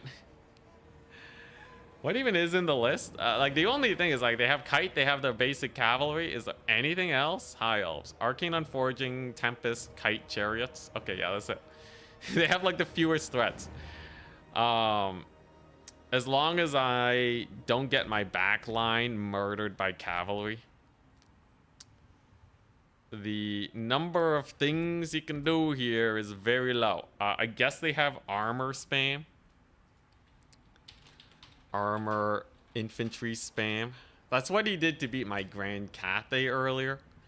So I guess that's something that we have to be at least a little wary of.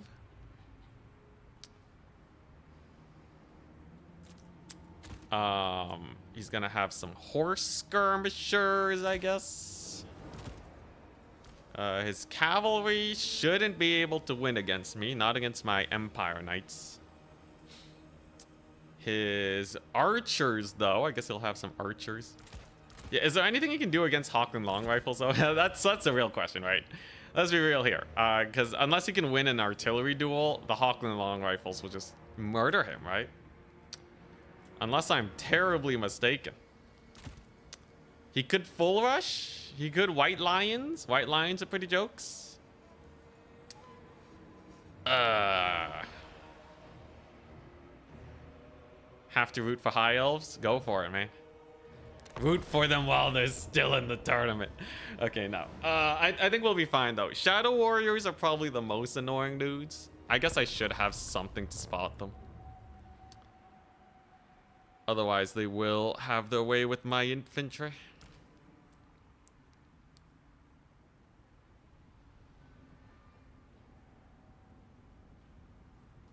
Yeah, I think we'll be okay. I think we'll be okay. Phoenix? Phoenix ain't too bad.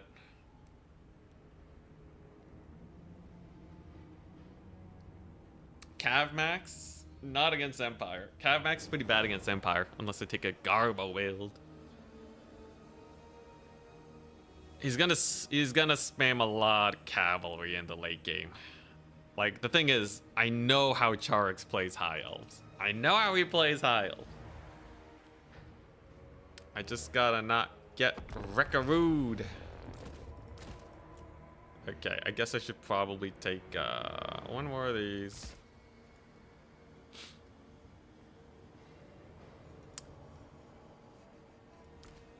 And one of these. And then probably...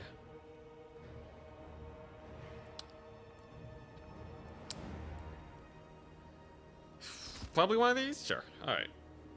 Actually, do I really need these? I don't think I really need these.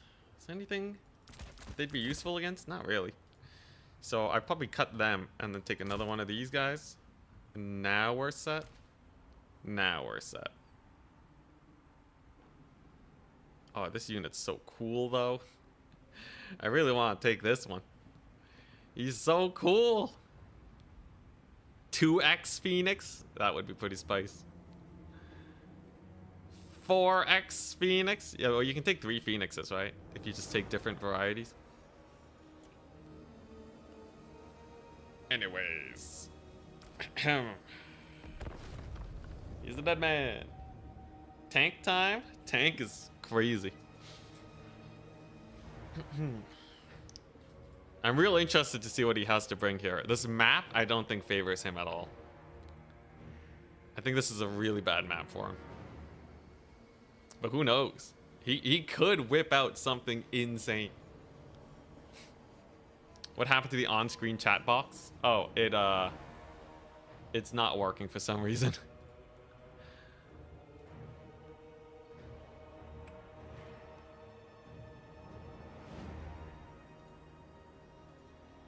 Something's borked.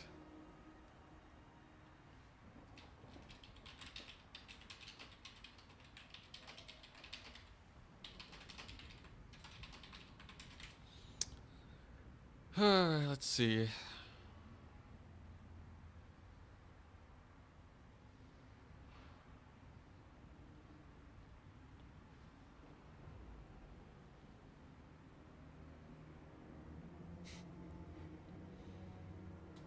It's like not even letting me log in with YouTube. It's weird.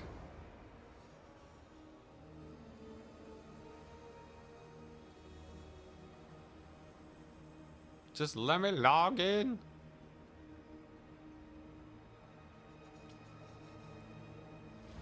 Eltharion. I'd say Eltharion is less guaranteed than you might expect. I wouldn't be surprised if he runs like a techless or something.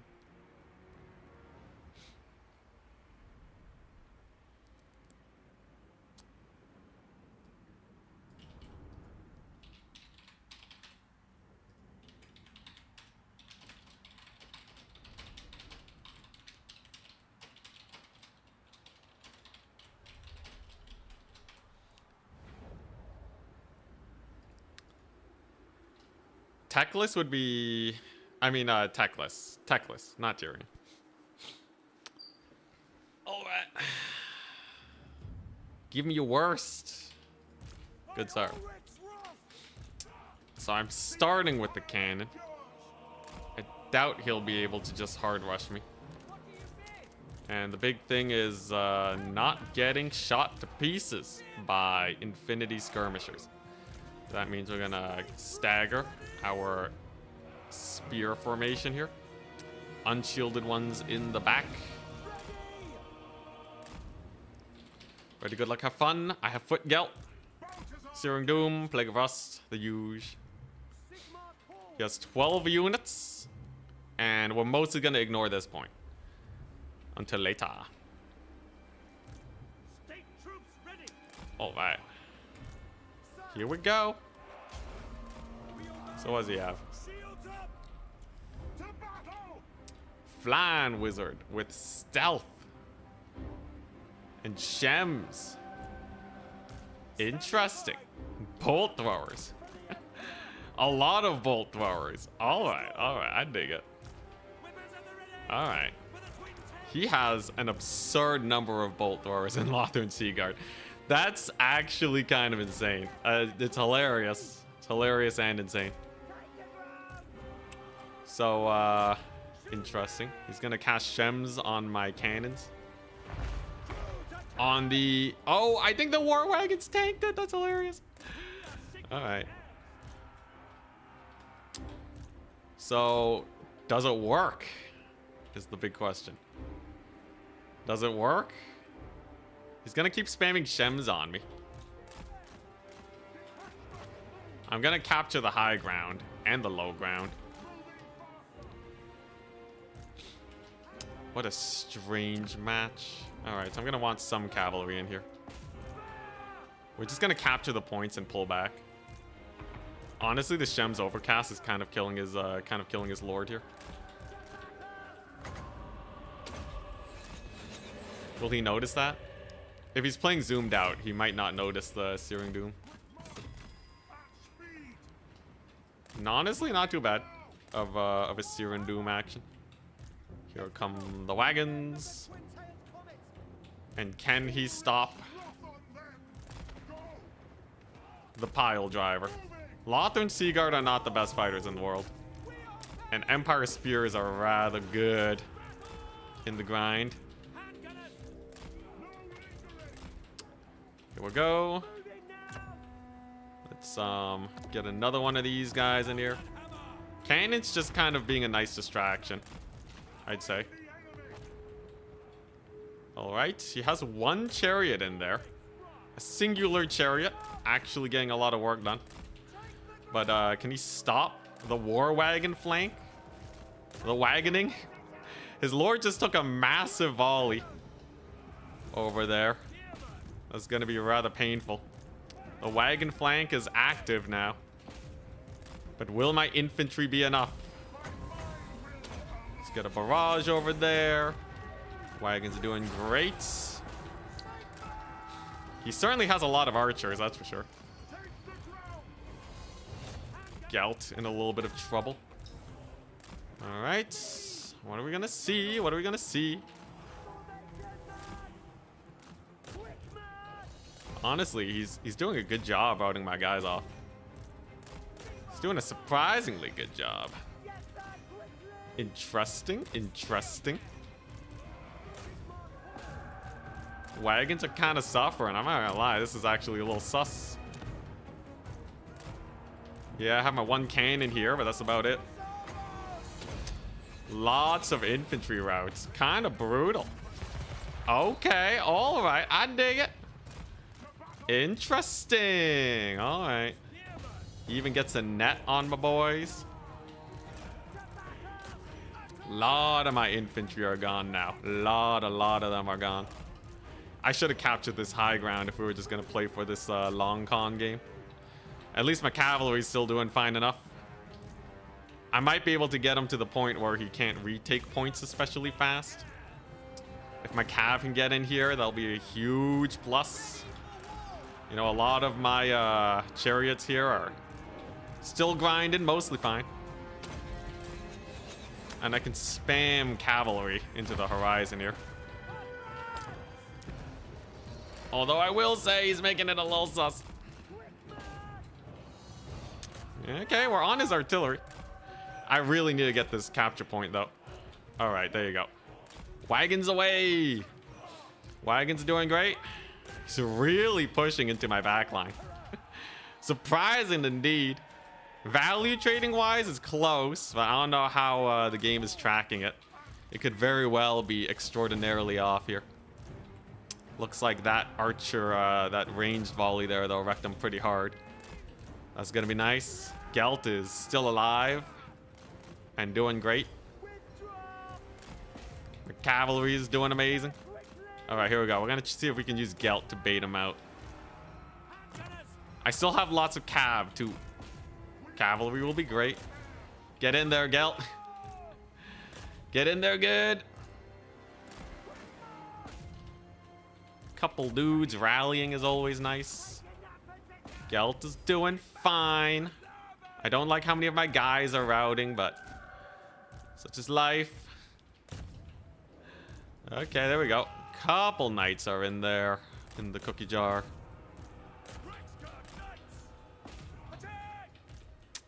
God, these guys are routing so hard. What the crap, man? He's actually cooking.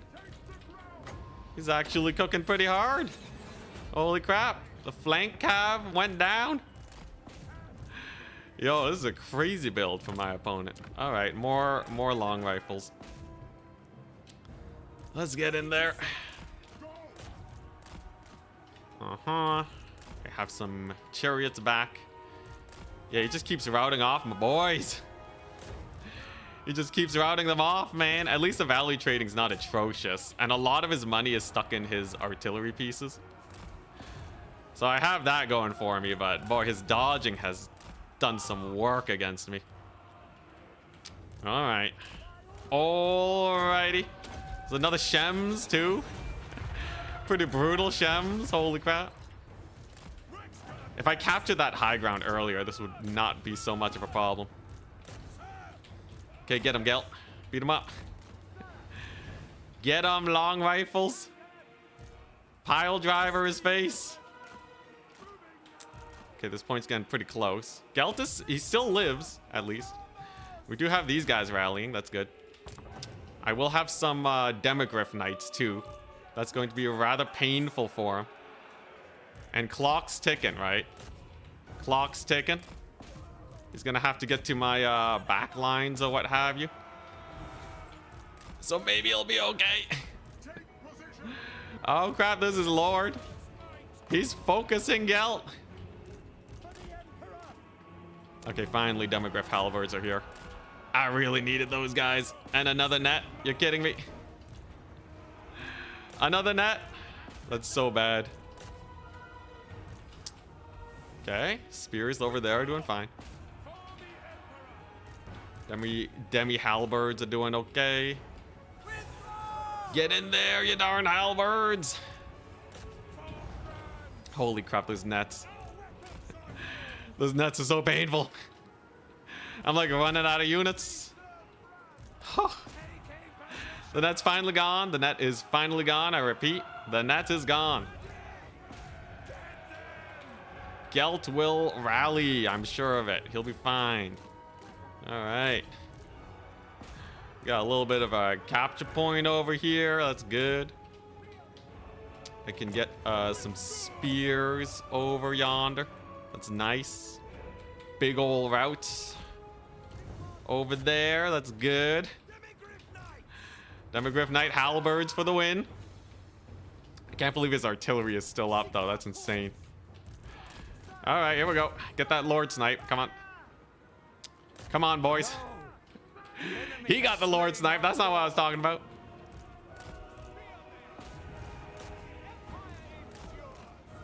You know, I need another wagon. I need wagon trades.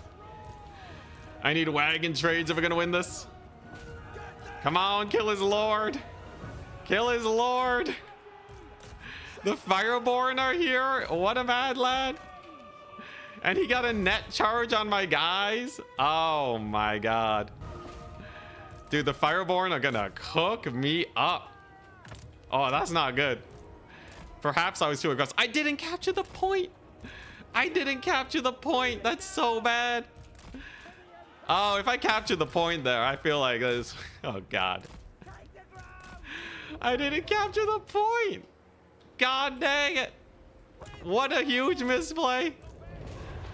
At least I could have settled for some hard trading if I got it. Oh, that's so bad. That's so bad, man. Ah, jeez. All right, well, we'll get Gelt back. Honestly, I kind of played this match foolishly anyways. I was so aggressive into the bolt throwers. I had no reason to. I should have just summoned my big ol' artillery piece. Should have just sun-made them, man. Oh, mega noob play. Mega noob play. Now he's gonna triple cap me. Ah. Brutality. Yeah, look at him go. Okay, we're still gonna grind it. Because there's always a chance. There's always a chance. Alright, here we go. Dragon Princes. We'll give him the right click. We're braced for a potential chariot charge. That's nice. And I have some cavalry over here. If I can capture one of these points, we at least have a start.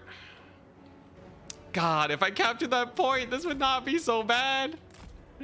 All I had to do was capture the point, man. Oh, I played it like such a noob. God, I could have captured the point ages ago. I could have captured it millennia ago.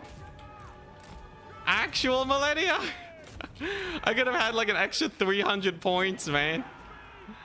Oh, God. I could have had so many more points. And then it would have just been wagon trading, man. I can wagon trade. I have spear spam here. All right, we're still gonna tussle. We're still gonna tussle. Who knows? Maybe he makes a horrendous misplay, and then we And then we crush it. Just gonna try and get a heal off on them. Let's get our Searing Doom cast. Nice. Who knows? Maybe we'll still get a triple cap. It's not impossible. Oh boy. Here we go. Empire Knights are grinding. Here's the spear spam. So we did get the capture point. That's nice. He's probably gonna retake it though, right? God, I could have played this so much better. I thought we could just walk over him though. I thought we could just play this like an aggro faction. He shot all of my unshielded dudes, which was very nice target firing on his part. But yeah, I just goofballed it. I just goofballed it, man. And this could have been so much closer too. It could have been so much closer. Oh God. It could have been so much closer, man. Also, Gelt kind of sucked against High Elves. I should have gone for my dude. Should have gone for Marcus to snipe his Lord. A lot of High Elves have been going for Stealth Lords to snipe artillery lately. And he's gonna capture the high ground. Is there any way we win this? Nah, that's GG. I played that really badly. GG, well played. I gotta add that to the list. Stealth Lord to snipe artillery. Stealth RT Lord. Stealth Lord to snipe RT.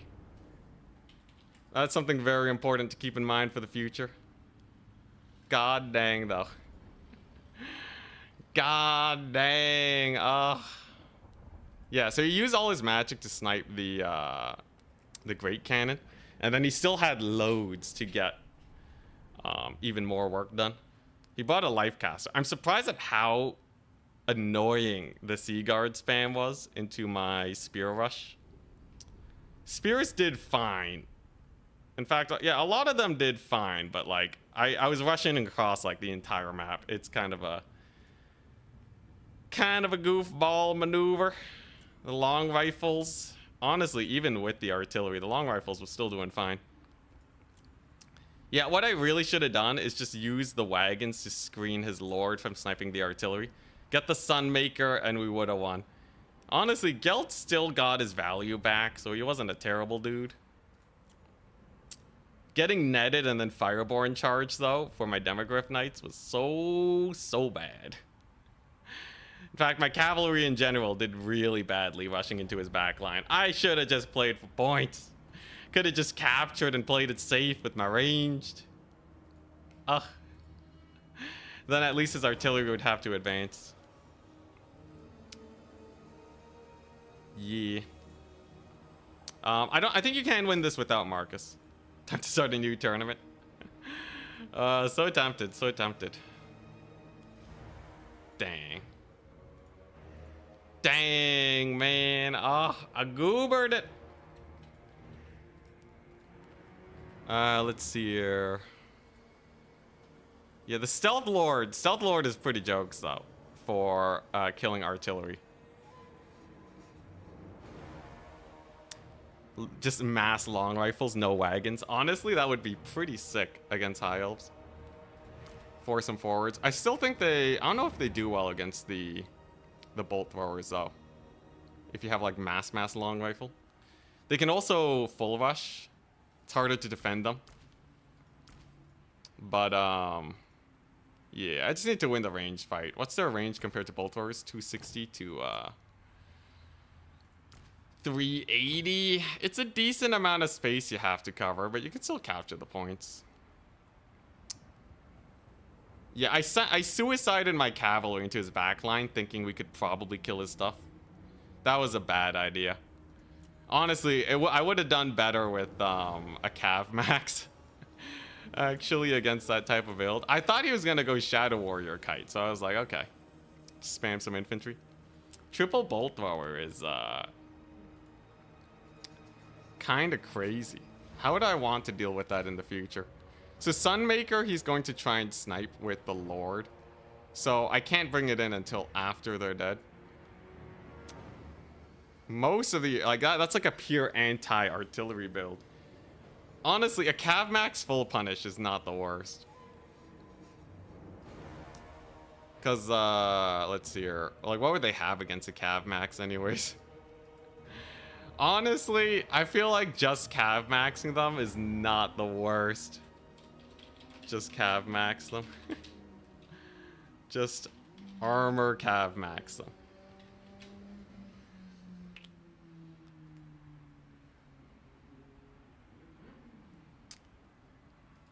Yeah. Well, like, so he was rolling against me not Cav Maxing because he knows I like Cav Maxing. I'm pretty sure that build gets dumpstered by, you know, like a full-on like Reichsguard Knights of the Black Rose rush. I don't think he'd be able to stop them. He does have a lot of Lothern Sea Guard, but you could get rear charges for days.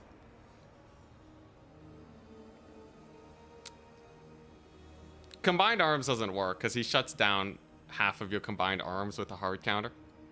Like, his build's obviously really all in, right? But I think it's the smart play. I think it's absolutely the smart play. The other option is to go no wagons and you spam archers, and then his bolt throwers have nothing to shoot at. He was really counting on me having war wagons, which I played straight into his hands for.